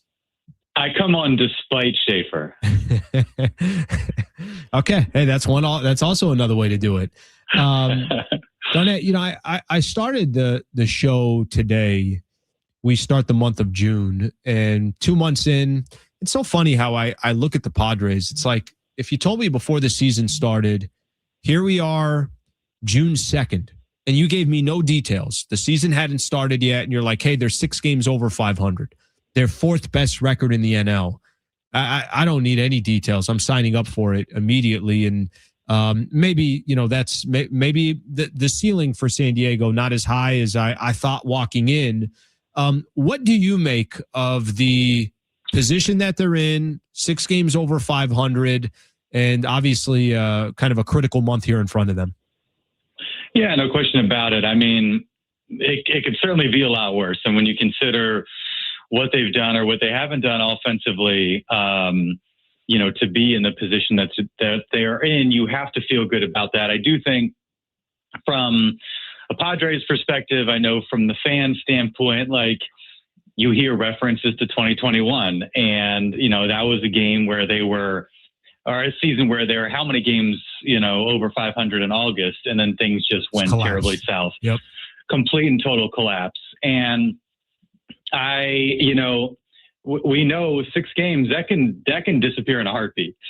And just 2 weeks ago, they were a half game up on the Dodgers, and now there's a little bit of distance between the two. And so now there's no guarantee that happens. And I do think, if it were a more normal year offensively from Merrill, Tatis, and Machado, maybe a down year, but not to the extent where closer you're to their averages. Guys, a little bit, maybe like a tick or two below average. And if it were the type of year where we've seen in the past, even last season, where the bench isn't giving you much, it'd be hard to have a whole lot of hope that okay, these guys are going to kind of get it clicking a little bit. I do think there are capable bats in the lineup, and we've seen that. Even if Andujar's down a little bit, even if Ty France's numbers have tailed off. We saw what Campy did early in the season. We saw what, Ramon Laureano did early in the year. It's just so the slump that Machado, Merrill, and Tatis have been on is so pronounced. It makes you think, okay, at some point it's going to tick up. And even if it just gets to that point where they're a little bit below average, I mean, even if these guys were 730 OPS across the board, it's not going to get any of these guys, too many all-star votes, but, capable ball players, what would that do for the team? Because that's a few hits in key spots against the Phillies, against the Dodgers, and in some of these other series against the Nats, and that could make a difference. And so I think there's no telling how this is going to go. And I understand from a fan standpoint, we've been through this before, we've seen the collapse. I don't know if I'm there yet. I do find myself leaning on the side of, you're saying, okay, They built themselves that cushion. Unfortunately, they're having to make use of it right now. But there's a reason to believe that these guys will get going enough to kind of make up for some of the offensive woes that we've dealt with the first couple months of the season. Darnay, Tripp taking some time here to join us, NBC San Diego Sports. You know, it's Darnay, it's interesting because when you started listing the names and you're like, yeah, I know Andujar's down a little bit. I know Ty France, you know, little ups and downs. And you're naming off players that are not supposed to carry the San Diego Padres, right? Like the guys that you mentioned in the beginning, those are the ones that are supposed to carry this team. I asked this question. Kevin Acee was on the show yesterday, and we're kind of going back and forth. And there was a report or just a YouTube clip, a clip that we played a little bit earlier. Ken Rosenthal talking about Skubal of the Detroit Tigers.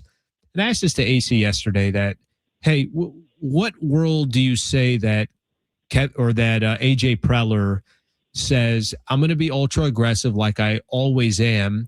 And what world does he say, yeah, I'm pumping the brakes? And imagine that for a second. I mean, Preller's not one to pump the brakes. What does it look like for AJ Preller to say, as we're getting closer to the trade deadline, I just don't want to invest anymore in this team? Well, it would be, so out of character for AJ Preller that it's almost kind of hard to imagine, you know, that scenario. I think the thing that you have to factor in this year as well is like, there's going to be some different conversations with some different owners that he's never dealt with, you know, until this year and until this trade deadline. Sure. And so what are the nature of those conversations? What is being handed down to him? You know, what orders is he having to follow? I would think, like, given the little that we've heard from, you know, just some kind of statements and that sort of thing from Kwanzaa Jones and Jose Feliciano, like, it would be a little bit of a surprise right out of the gates if they're like, no, we're scaling back. You know, this is their chance to make their first impression. And obviously they'll have a press conference or something along those lines at some point, and we'll get a chance to hear from them. And these questions will be asked of them. But, you know, actions obviously speak louder than words. And at some point, you know, when the trade deadline rolls around or even before then, they're going to have to decide, you know, how they want to move forward. And I would think from their standpoint, a little goodwill for the fan base and kind of get people on their side, whether or not it's like, you know, pulling off blockbusters. You might not necessarily feel comfortable doing that, but even the types of trades that they made last year, aside from Mason Miller, where you upgrade the lineup with O'Hearn and Laureano, you go get Freddie Fermin, even though that trade isn't looking great right now. Like, you're right. I think some improvements around the margins would even be a positive, as opposed to like really scaling back, certainly being sellers. But it's going to be really, really interesting because, again, completely different ownership group. And this team has a month and a half, 2 months to kind of give us an idea of like really who they are and what the approach should be once the deadline rolls around. And they could change that narrative. You know, I think right now a lot of people are looking at the Padres. They're looking at run differential. They're looking at just what is it, the eye test. Obviously, they're looking at their star players, and that narrative can be changed. So I don't want to make it sound like, I mean, for all I know, the Padres can go on a run just like they have. Well, I think it was 2023, and the team clearly did not have it. They 100% did not have it. And you could have parted with Blake Snell. You could have parted with Josh Hader. Who knows what you would have gotten in those deals. They swept, I want to say, the Rangers right before the deadline. That was the year I think the Rangers won the World Series. Obviously, it hadn't happened yet, but it's a quality ball club. You sweep them, and you feel like you got a little juice now going into the trade deadline, and they did not sell. And that was the year where maybe you want to go for it, but I think it was clear those first, few months of the year they did not have it, and you kind of let that maybe little hot streak before the deadline impact your decision more than it should have. So to your point, it doesn't take much for AJ Preller to be like, all right, let's go for it. Well, Darnay, it's such the thing that I find interesting when we talk about new ownership, because I think the new ownership piece, you're right. We have no idea what their approach is going to be. If they look at certain things, how they look at this team and this franchise and spending and everything else.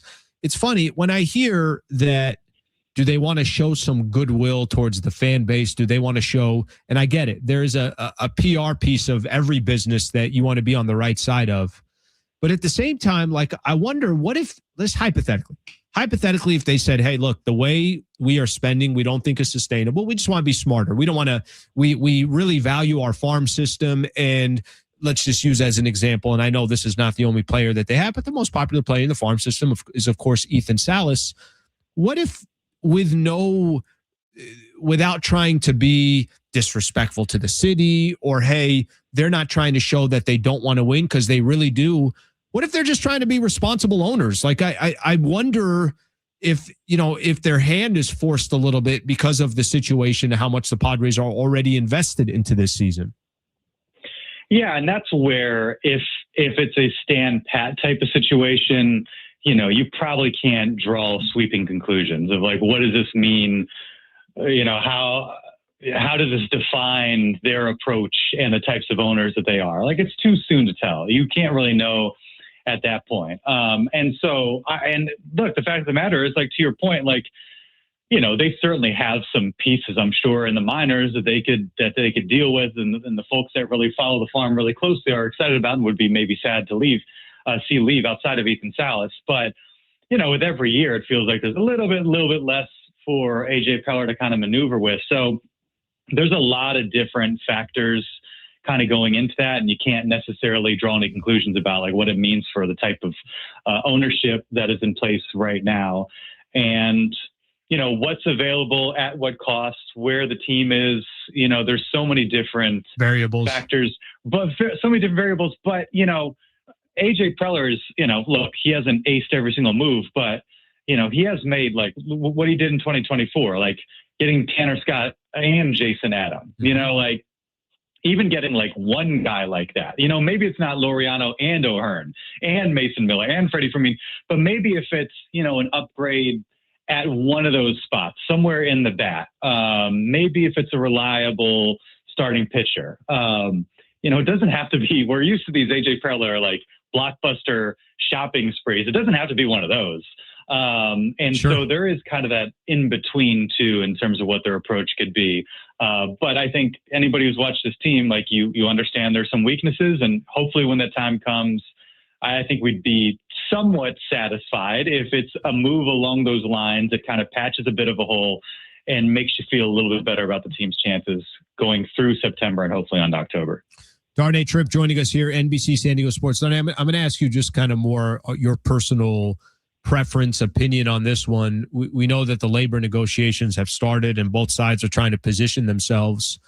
What would you like to see as you look at baseball? And I know it's going to be a little tougher because we look at lens through the San Diego Padres, but what is in the best interest of the sport? What do you think should be the priorities in this labor union? And what do you want to see happen by the time we get to next season? Yeah, it's a great question. Part of me, I think, is interested in the idea of the cap, but I'm not married to it. I thought what the players proposed in terms of a tax on teams that don't spend, I think there's something interesting there. And, maybe the tax is a little bit, firmer for teams that do go above the threshold. So it is a little bit more prohibitive, and, maybe a, couple tens of millions higher than where it is now, where the Padres, the Padres have had to scale back in spending, but it seems like they're always kind of bumping their heads up against the luxury tax. And so, the salary cap thing is so contentious. I wonder if there's a way to impose something that's like a cap without actually really imposing a true cap. And I don't know if that exists, but I think on the bottom end, on the top end, when you've seen kind of some of these reports and ideas float around, like, that's interesting to me.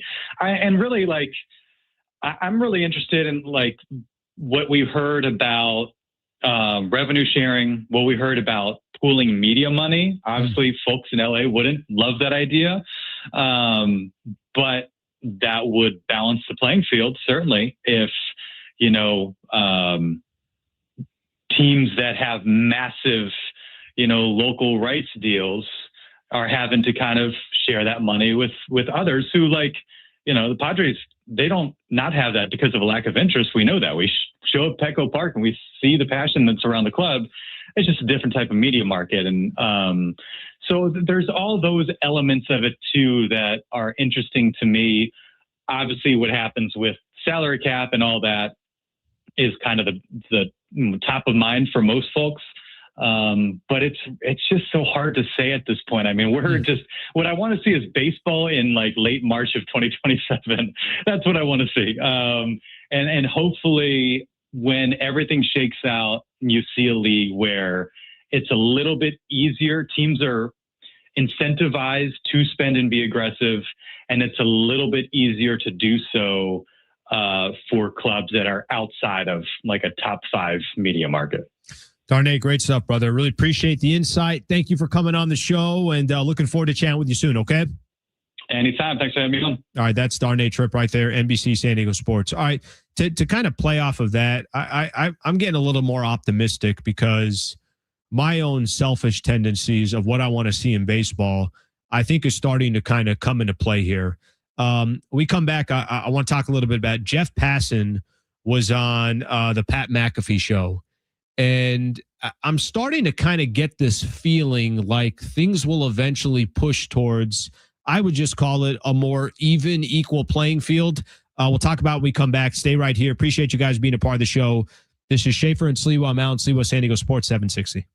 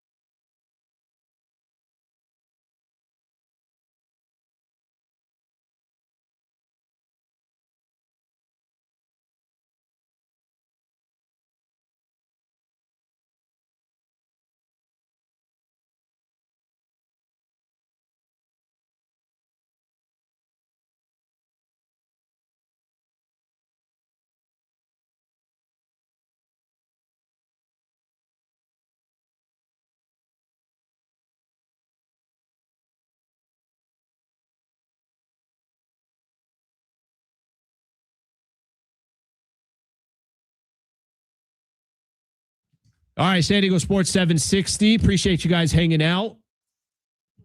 Coming up here at 5 o'clock, by the way, just a heads up, we are going to have a great NBA guest that covers the San Antonio Spurs, Dillon Emery, out in San Antonio, does some pre and post for them, and he's going to help us preview the NBA Finals. The San Antonio Spurs and the New York Knicks. How much fun is that going to be? How exciting is that going to be? I think it's going to be phenomenal, and clearly it is one of the more, I think, anticipated NBA Finals that we can possibly have. So it's going to be fun to obviously do that. I want to also give everybody a quick reminder here. Just a little bit ago, shout out to our winner for the San Diego County Fair tickets. I also want to give everybody a reminder here. Listen for the Columbia Jordan Sounder during the breaks, and you could call in and win a pair of tickets to Columbia versus Jordan at Snapdragon Stadium. So the game's this Sunday, June 7th at 4 p.m. Columbia, obviously, versus Jordan. See these national teams play as they prepare for the 2026 FIFA World Cup. Get tickets at sandiegofc.com/countdown26 or countdown to 26. So that's sandiegofc.com/countdown to 26. So just keep in mind for that, and we'll make sure that obviously we play that. I want to give a shout out here real quick. We are obviously the home of SDFC and spend a lot of time talking about SDFC, and we know the challenge that SDFC has had this year, and hopefully they're able to turn it around. So Sunday, I was watching the Padres lose. Simultaneously, I was watching the San Diego Wave beat Chicago 2-0. And it's funny, every time I have this conversation, whether it's a friend or a family member, I'm born and raised here in San Diego, so it's easy to obviously have these conversations about, all right, the squad's never won a champion, or the city's never won a championship. How the hell do you get your first one? SDFC right now is on top of the NWSL table. So standings wise, they got the most points in the entire NWSL.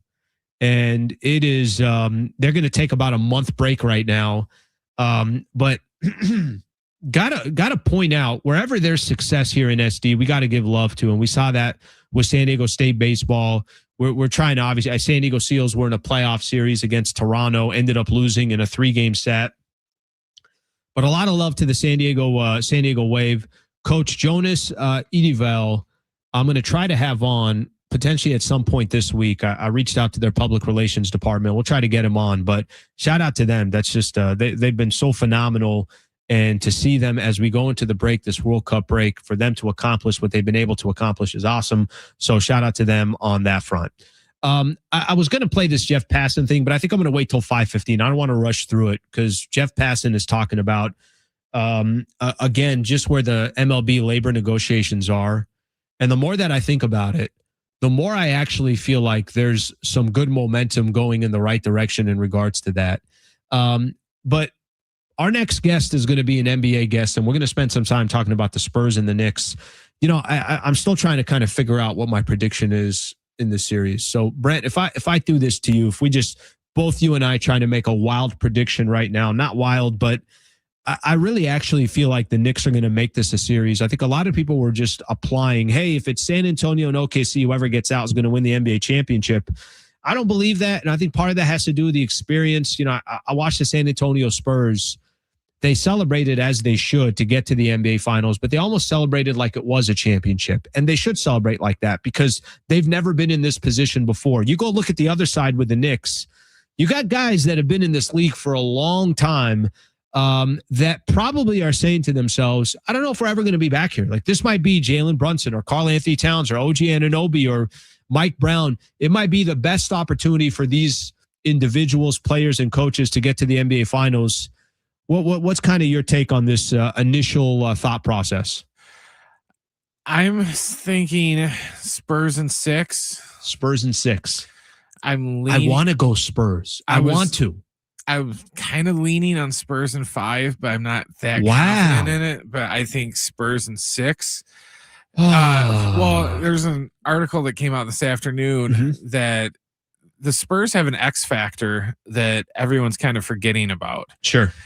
When the Spurs won the Western Conference, Wemby and all those guys went and talked to one person when they got back. Pop. Yep. Popovich is still very active in that Spurs complex. He's there all the time. They're going to him for advice. You know, Riles isn't in New York giving free advice to the Knicks. Sure. He's in Miami doing stuff with the Heat. So I think that Popovich, in a way, effect. I think he's going to be almost an X factor because he's got all this experience, all this coaching knowledge, and he's there and he's available to the team for them to pick his head. Same with the coach too. The coach has any questions, he can go to Popovich. I listened to Mitch Johnson today. That's the coach of the Spurs, basically saying like how Pop is impacting him, but also letting him be him. Like there's a piece of this where you can come to me at any time, but you got to also, make your own decisions and be your own person. Pretty interesting combination there. Okay, when we come back, we got Dillon Emery, who does pre and post for the San Antonio Spurs. He's going to join us, and we'll get his thoughts on the NBA Finals. We'll look at it from both sides. And then at 5:15, like I mentioned, Jeff Passan on the latest as far as the MLB labor union. Stay right here. This is the Schaefer and Sliwa Show. I'm Alan Sliwa on San Diego Sports 760. Also, just to make sure you can listen all the time live on the iHeartRadio app. So make sure you download that app.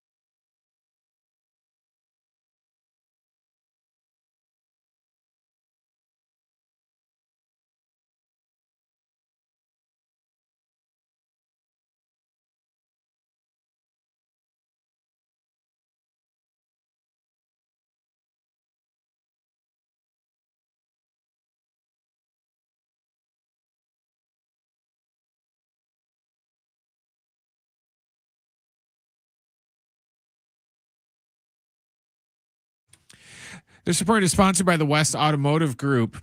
The Padres are in Philadelphia taking on the Phillies. As of right now, we are in the top of the 5th, and we are all tied at 2 apiece. In NFL news, we had a couple contract extensions today. The Falcons and wide receiver Drake London agreed to a 4-year, $141 million extension, and the Steelers and linebacker Nick Herbig agreed to a 4-year, $100 million extension. Tomorrow night, we got game 1 of the NBA Finals in San Antonio. They will tip that off after 5:30. At West Automotive Group, their philosophy is to never put money ahead of people, and their master certified technicians will only perform repairs you really need. Visit westautomotivegroup.com to book your appointment today. That's westautomotivegroup.com.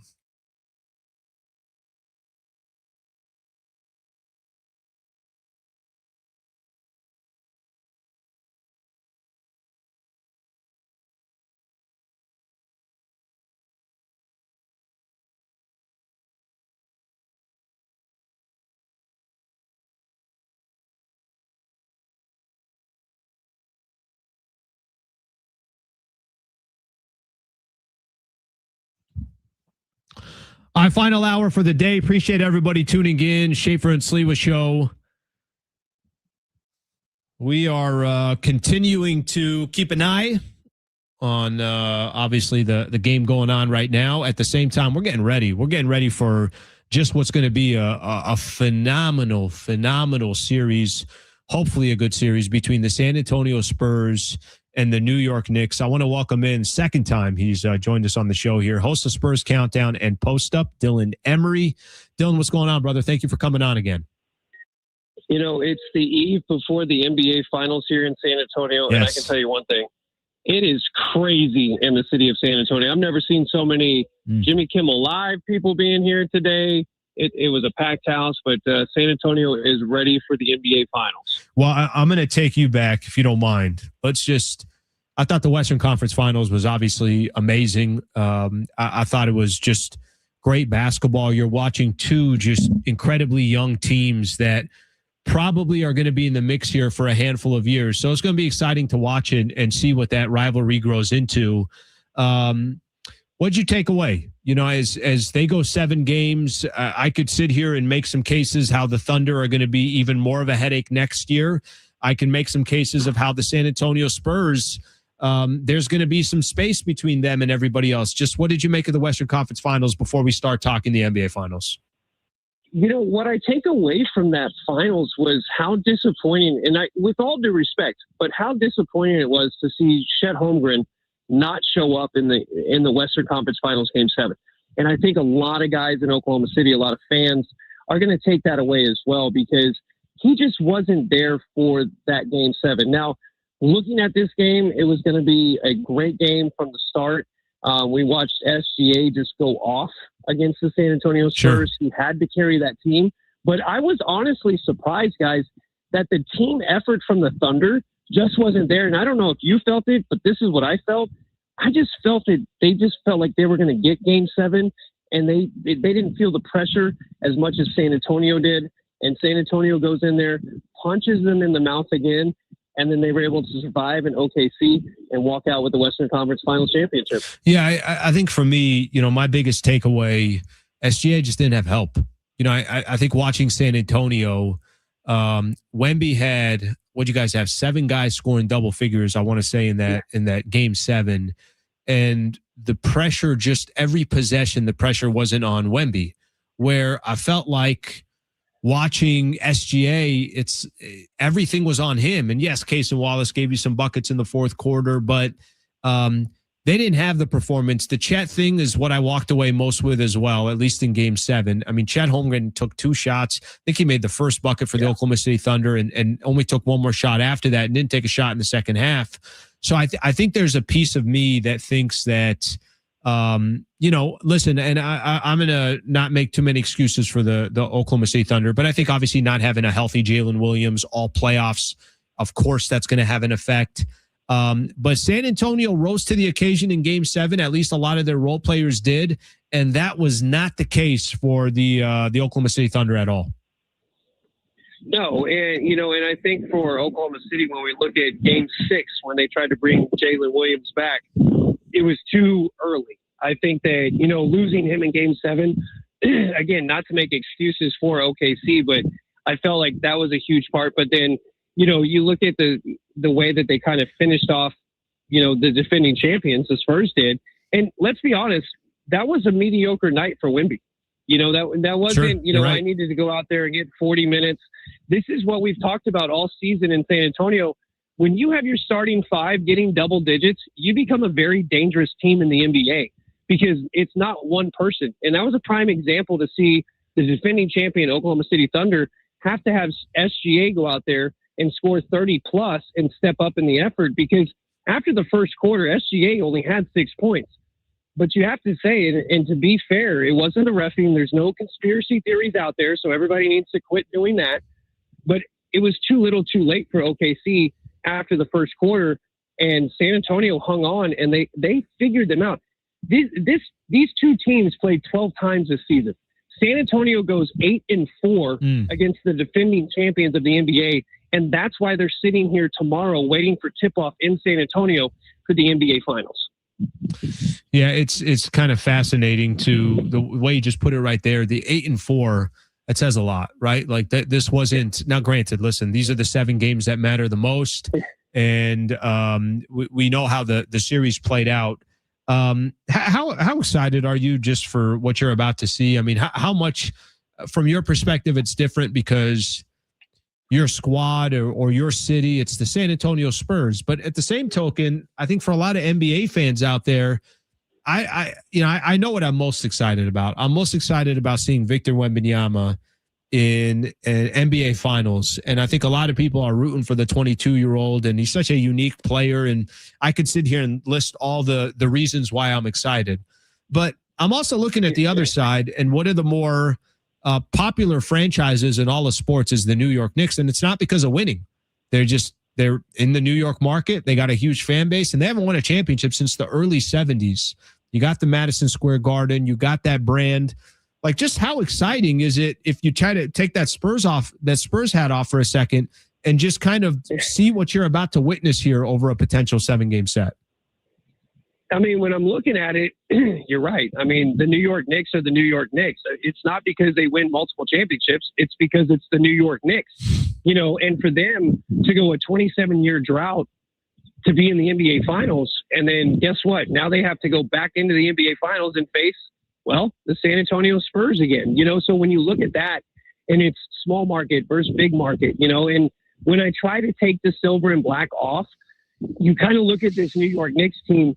This isn't the 99 Knicks team that showed up in the NBA Finals that was an 8 seed against a very hot Spurs team. Because I kind of find it funny, and I don't know if you've known this or not, but the Spurs in 99 entered in the finals on a 10-game winning streak. Well, the Knicks are doing the same thing right now. So the roles are reversed here.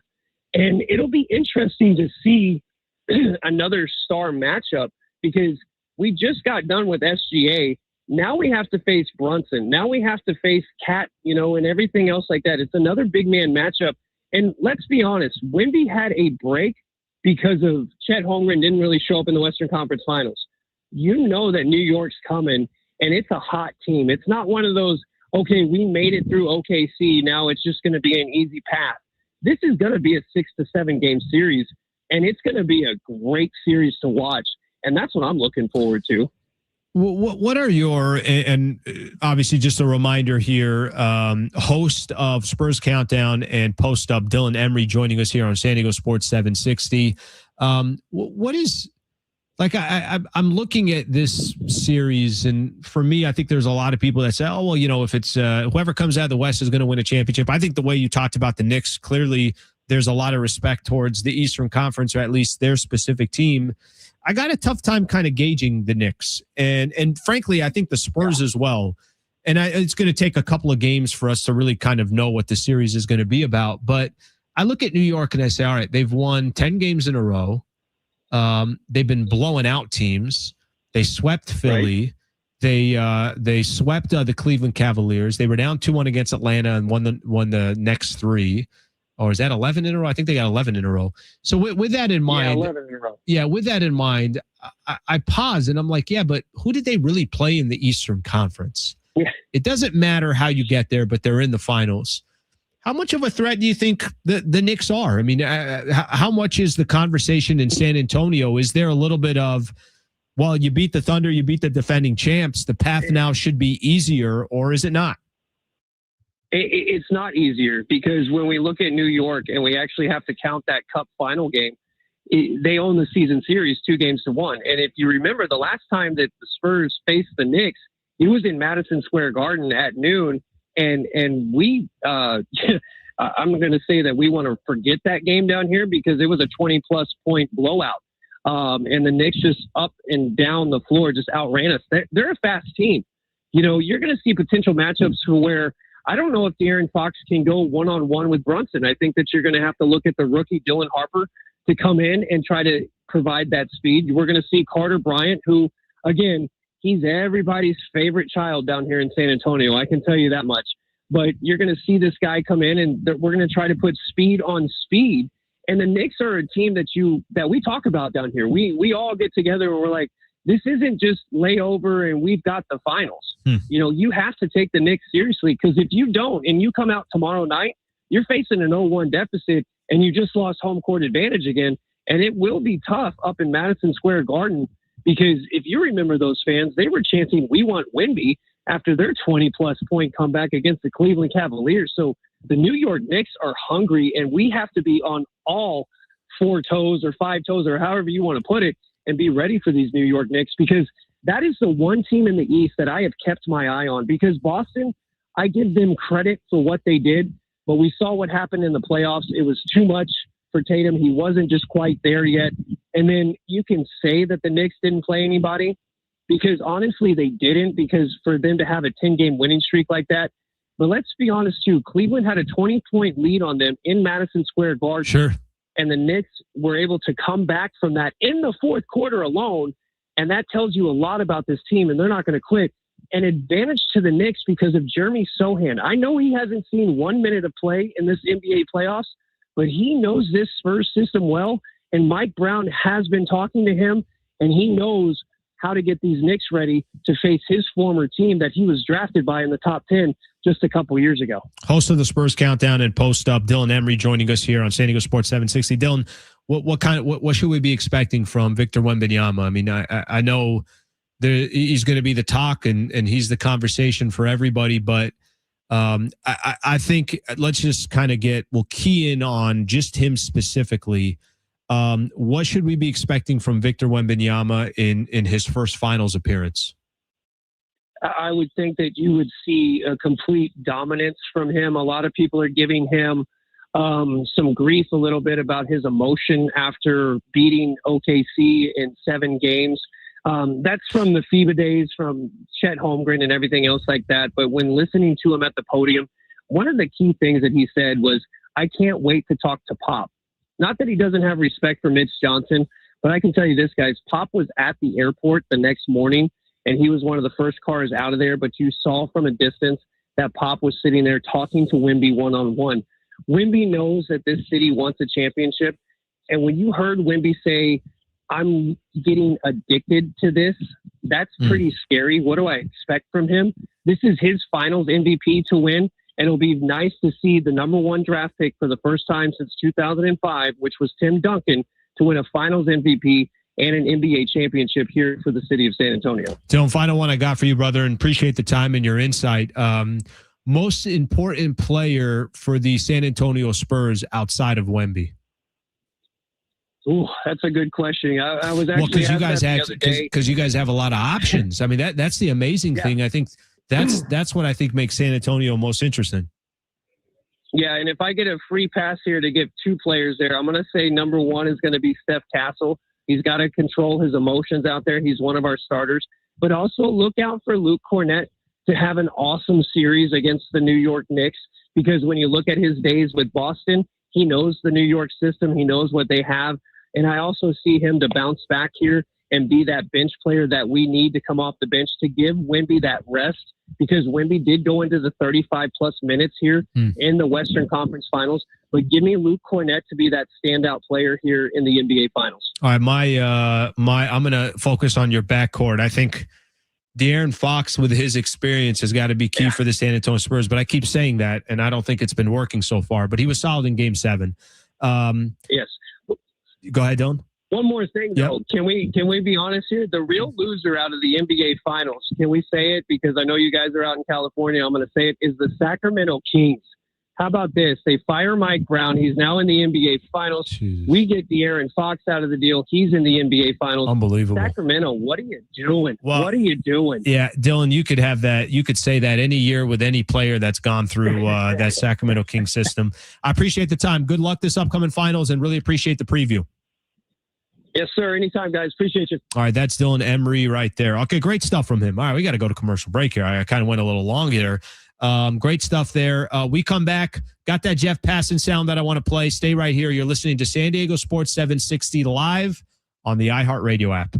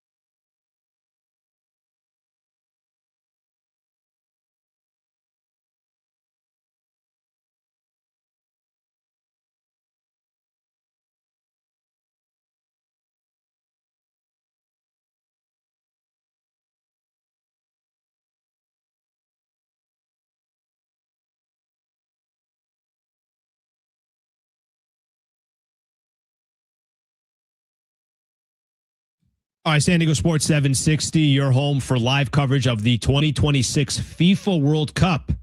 Get daily match updates from the opening match June 11th to the final July 1st. Hear live play-by-play of the most anticipated games and every USA match, the excitement of the World Cup in one place. San Diego Sports 760.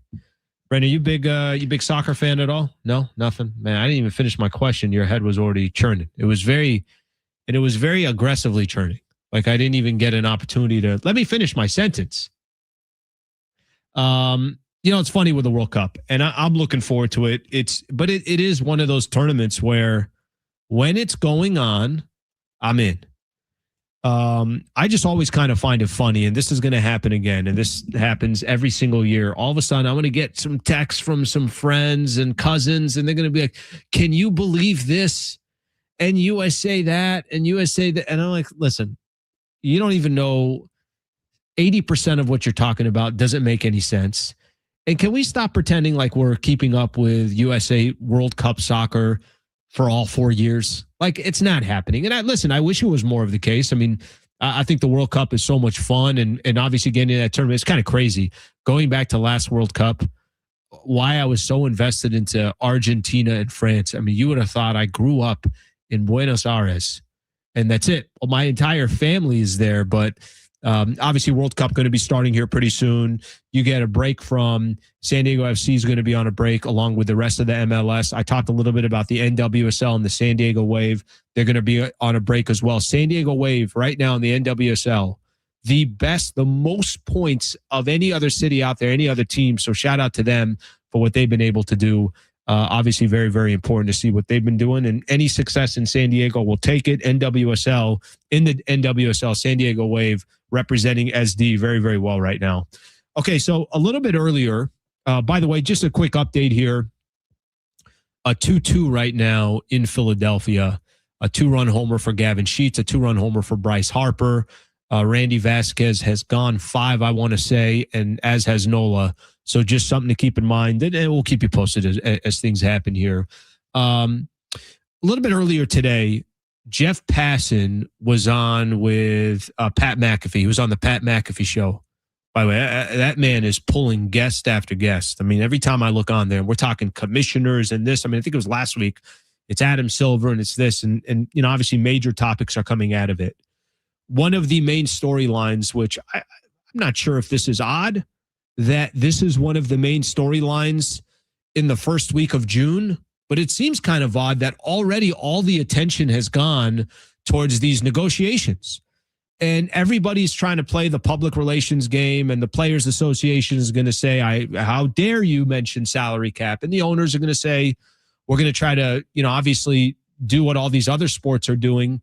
Here's why I'm getting a little bit optimistic about my own personal view on where we're sitting at in regards to these labor negotiations, which there's obviously a long way to go and about 5 months before this thing expires. And we'll see how it affects the 2027 season. My view is very simple. And I every time I have the conversation with John Schaefer, I'm looking for one thing. I want one thing. I want to be able, before a season starts, I just want to look out and say, hey, is there an equal playing field? Like, are we walking out here? And does every franchise have a legitimate chance of competing? And you know what? Reward the franchises that are ran well and franchises that aren't ran well. We just had, somebody in there taking a shot at the Sacramento Kings. The Sacramento Kings is a perfect example of a really poor run organization. We got that in baseball. We got that in the NFL. It happens. But what I don't want to see is, well, I just got more money than you.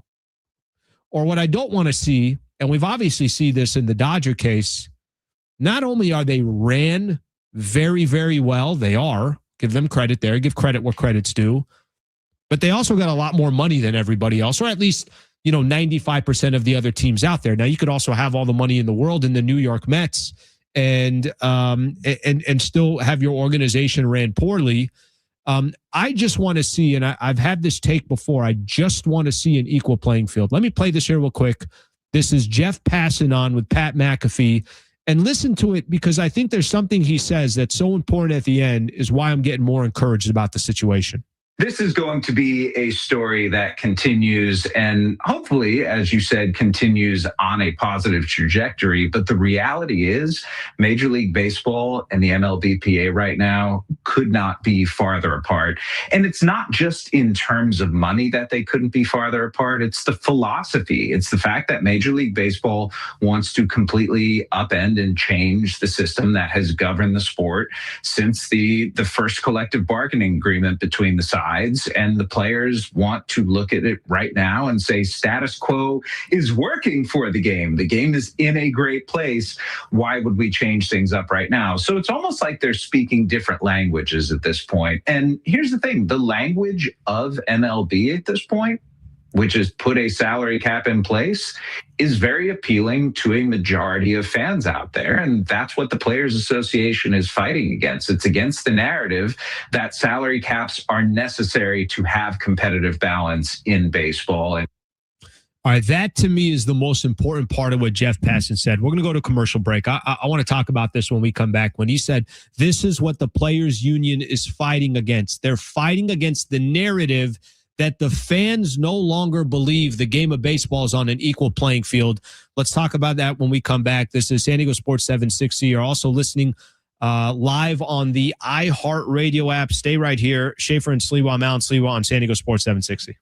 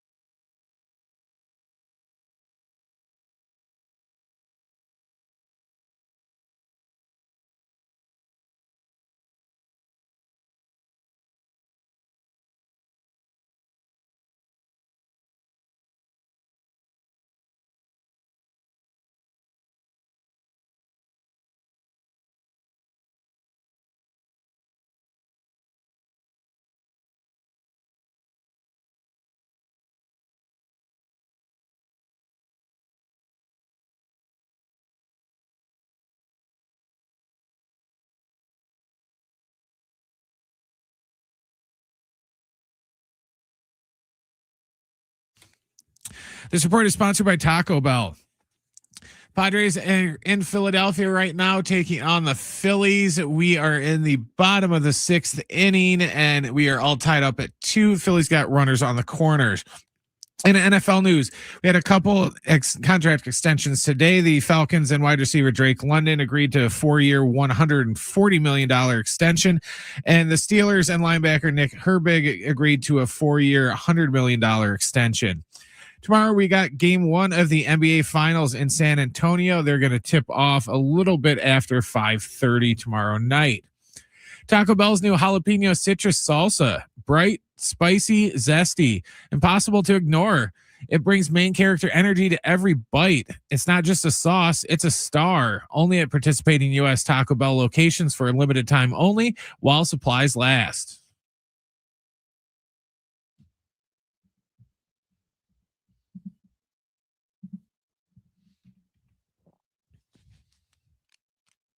I appreciate you guys being a part of the show. Schaefer and Sleewa Show, you could tune in, of course, Monday through Friday from 3 to 6 p.m. We're always live on the iHeartRadio app. Appreciate everybody here on YouTube. John Schaefer out for the week, so I will be doing the show solo, and he'll come back next week. And if they keep losing games, I'm going to have to get his ass back here a little bit earlier. I was talking about, or we just played a clip here of Jeff Passan. I'm not going to replay it, but I'm going to give everyone just a quick idea of what he said. Jeff Passan was on with Pat McAfee, and there was a piece of what Jeff Passan said towards the end of that conversation where he just specified that right now the players union they got a battle on their hands, and the battle that they have is not just the owners. But the battle they also have on their hand is public relations. There's a PR battle that the players are trying to fight on top of making sure that there isn't a salary cap and everything else. I'm going to take my opinion out of this. I'm just going to kind of try to give you a little bit of the perception over this last week that we've been talking about this. We had Jesse Rogers on last week, which I'll go back to. I thought he said, honestly, some of the most common sense things that I've heard in this whole argument about where baseball should be going. And I don't hear that enough. And frankly, one of the people that I've been critical about in the past is Jeff Passan. This is the first time I've ever heard, and maybe he said it before, but I just haven't paid that much attention to it, or I'm not watching all these clips. Brett, it's one of the first times that I've heard Jeff Passan kind of throw a little bit of like, yeah, here's the perception. People don't think the sport right now is in a good position, and they don't feel like their cities and their teams have an equal chance to compete against some of these other markets. Maybe I'm just talking about the Dodgers. Maybe that's honestly the only team that I should be talking about. And for the first time, I felt like there was kind of a crack in the armor there where he said, right now, fan bases don't like the current system and they want to see they want to see change to it. And listen, I'm not trying to sit here and tell you that the owners, all they care about is winning and they just want equal competition. Of course, the owners want a salary cap. I'm sure part of the reason is they feel like there'll be equal competition. The other part of the reason is they're probably it's just going to be more profitable for their own business. So I'm not trying to make it sound like these guys are saints or anything. But I'm telling you, listening to that Passan towards the end of him saying, like, this is the biggest thing they're going to be battling against is the fan perception. That's kind of the first time where I'm like, hey, maybe you are actually going to get changes that the players union, as strong as they've been in the past, there might be some cracks this time around. I kind of feel like Passan's talking out of both sides of his mouth, though, because... But I feel like he's typically on the player side. I don't feel like he's typically anywhere leans towards the owner side. He's typically on the Dodgers side. I believe, and that's a reason why there's a lot of times where I'm like, why is this guy protecting everything that's based off of that? That's why I said it feels like he's talking out of both sides of his mouth, just for the fact that, he's sitting there now talking about, we really need this for competitive balance. But yet last year you were telling us how the Dodgers deferring all that money was great for baseball. And can I say this? The only thing, Brent, I don't think that's his opinion, what he said today. I think he's laying out, this is the perception right now around baseball. The perception is, yeah, this ain't a fair fight. And I think if you asked his opinion, I think his opinion would say no salary cap. And by the way, he's probably not the only one that says no salary cap, but I think his opinion would be different than I think the message he was trying to convey. Yeah, it's just he always has defended, the Dodgers deferring the money and everything else, the spending, and that wasn't popular with outside of Dodger fans either. But he didn't. He never brought that up. I agree with you. It's good for baseball, and oh God, the Dodgers, if they would get Tarik Skubal, that would be great. For him, the Dodgers could have they practically do now, but they could have a literal team 1 to 9, including the pitching staff of all stars. And he would think it's the best thing that ever happened to baseball because he's kind of a Dodger honk. What's crazy is Jesse Rogers, who we had on last week. Think about how polar opposite. Both of them obviously work for the same company. Both do a phenomenal job. I'm not trying to, push one on the other or anything like that. But Jesse Rogers was on last week and basically said something to the effect that he thinks for the state of baseball, there has to be a salary cap. And how are you supposed to compete? He even said, now I don't really disagree with him on this, but he said something to the effect of, I guarantee you, Andrew Friedman would be somebody that would want to prove that even with a salary cap that the Dodgers can win a World Series. Maybe Andrew Friedman deep down in his heart knows he's already got 2 World Series, knows he's already a made man, knows what he was building in Tampa, and then what he's doing obviously with the Dodgers. But maybe he could feel that way. I don't think ownership cares. I don't think their fan base cares. And listen, they're playing by the rules. No one's saying that they're not playing by the rules. They've almost, to be honest with you, kind of, if you're playing a game of chess, it's kind of like, checkmate with what they've done with baseball. But the two are so polar opposite of their opinions and their thoughts on where baseball is. It's almost like one is talking for the fans and the other one is talking for maybe these bigger markets and these bigger franchises.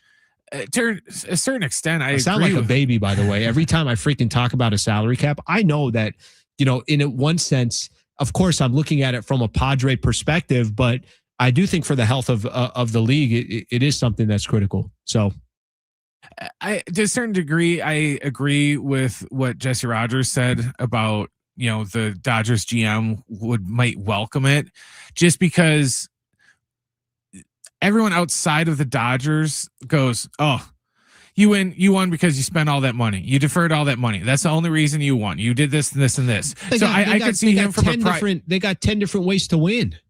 Yeah, but that's coming from like a pro Dodger perspective. Everyone that hates 100%, the Dodgers is 100%. They bought it. They bought everything. Absolutely. Technically, they didn't even buy it because they deferred it. So they put it on their credit card and they're going to pay for it later. So I think to a certain degree, I think the Dodgers GM might welcome it just so then he could show, look, you think I'm apparently bad at my job and I can only win because I have an unlimited checkbook. Well, watch this. You're going to change the rules and I'm going to adjust to the new rules and we're going to still win anyways. And then I want to see what you say. By the way, love to see it. I'd love to see it. And I've kind of tried making this point a ton. To me, there's a way to look at certain franchises. Franchises are going to be good no matter what predicament or situation that they're in, period. The Los Angeles Rams are going to be good because they're ran well. The Kansas City Chiefs are going to be good because they're ran well. The Atlanta Braves, for the most part, are ran well. Like the Dodgers would still be good even if there is a salary cap. But I go back to what I just said. It's one of the first times where I kind of pause and I stop for a second. I'm like, wait a minute here. Maybe there is a world that exists that there will be significant changes. And I think I got more excited because it came from Jeff Passan and it didn't come from Jesse Rogers. Because Jesse Rogers, I kind of know what to expect. There's certain people I know what to expect when they're reporting on something or they're giving their opinion. The Passan one threw me off. The Passan one was like, okay, wow, that means there's enough fans out there saying, yeah, kind of enough of this, right? That means there's definitely enough from that perspective. Okay, one thing that I will kind of give everyone a little bit update on, there was a lot of conversation coming into this series, and if you didn't listen to the beginning of the show, Ramon Laureano on the 10-day IL, he's got a hip that's bothering him. This started back in 2021, apparently. That's what Craig Stammen was saying, affecting him more lately, needed a breather, a couple of different things that you can hit on there. Yesterday we had Kevin Acey on. Jace Bowen was being brought up for the San Diego Padres and was getting an opportunity against the Phillies tonight. He's got his first single. Kind of a cool story right there. Anytime that you see that, you see people's family and everything else kind of reacting to that. So, it's interesting. You got expectations for this guy, and the difference between him and some of these other players, the guy can hit. And what I'm referring to when I say he can hit, he can actually hit for power, which nobody right now from the San Diego Padres has the ability to do that, it seems like. But there's also these expectations of, I hope nobody gives any expectations on him. Anything he gives to the San Diego Padres should just be gravy. And no one should be looking at him and saying to themselves, oh, well, you got this youngster coming in, a 25-year-old, he can hit for power. He's going to be one of those. No, the Padres are going to continue to win games. Yes, can they get some moments from Castellanos or Ty France? Gavin Sheets has just become a legit player. There's nothing really else that you could say about that. But there should be no expectations for what he does, but it's kind of cool for him. Anytime you get your first single in the major leagues, pretty cool moment. I don't think people should have too high expectations for him anyways, because essentially now it's looking like he's there to replace, Laureano because he got put on the IL. But originally he's just there to replace Bryce Johnson. 1,000%. And, Kevin brought it up yesterday. He essentially is Bryce Johnson with more pop in his bat. More power, kind of has the ability to, he's not going to be as good as a defender in center as Bryce Johnson is, but he's obviously going to play different parts of the outfield as well. All right. Final segment when we come back. Couple things I want to do before we get out of here. There was some conversation from Ken Rosenthal. And I just kind of want to bring this up. And we talked about what a critical month this is going to be for the San Diego Padres in June. And we know obviously some of the bats that are struggling. We'll talk a little bit about what this team could look like if all of a sudden their bats did wake up and continue to kind of preview. I got some stats here. They're talking about the Western Conference Finals, the numbers it did, and all the attention moving to the NBA Finals. We'll do that as well coming up next. You are listening to the Schaefer and Sliwa Show on San Diego Sports 760 live on the iHeartRadio app.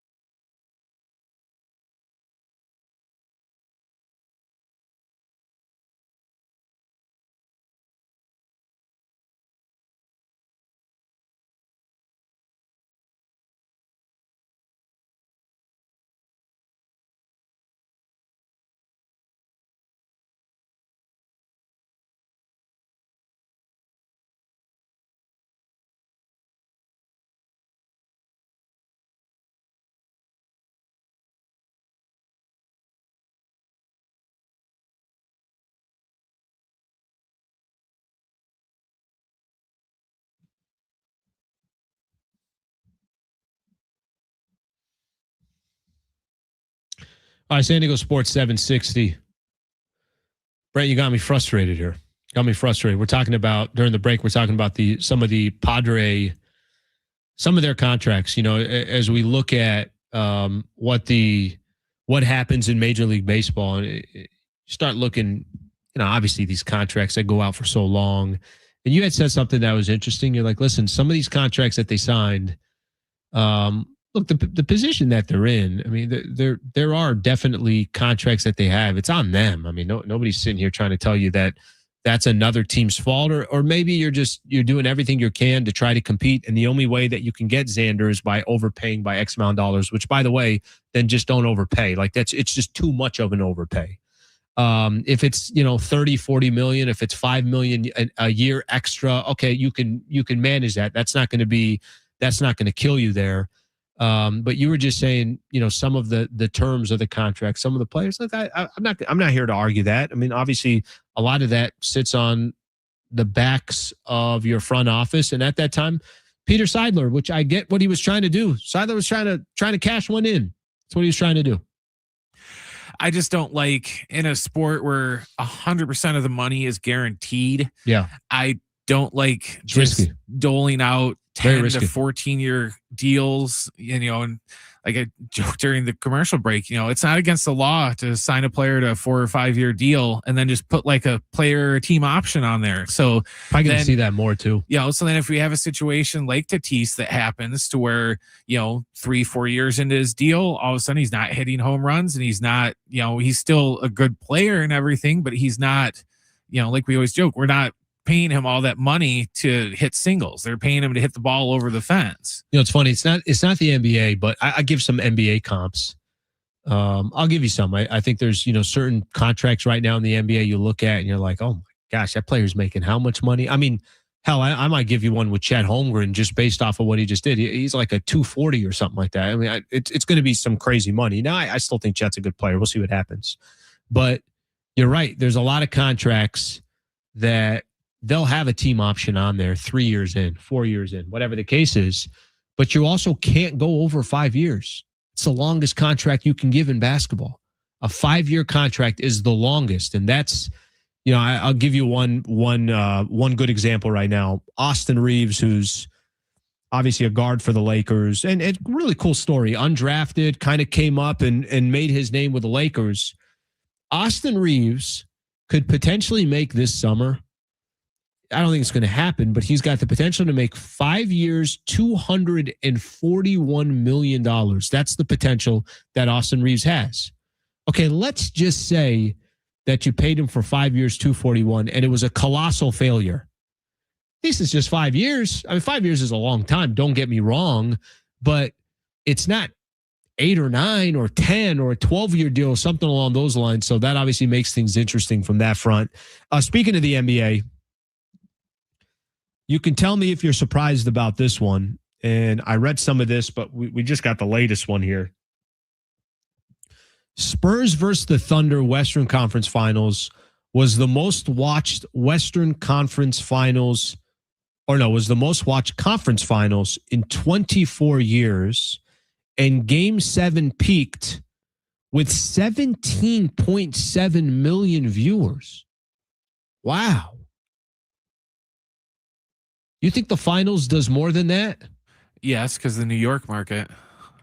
That's so impressive to me that OKC and San Antonio, and you got that. That tells you two things. I mean, let's say it was Oklahoma City and the Minnesota Timberwolves. Is that number half?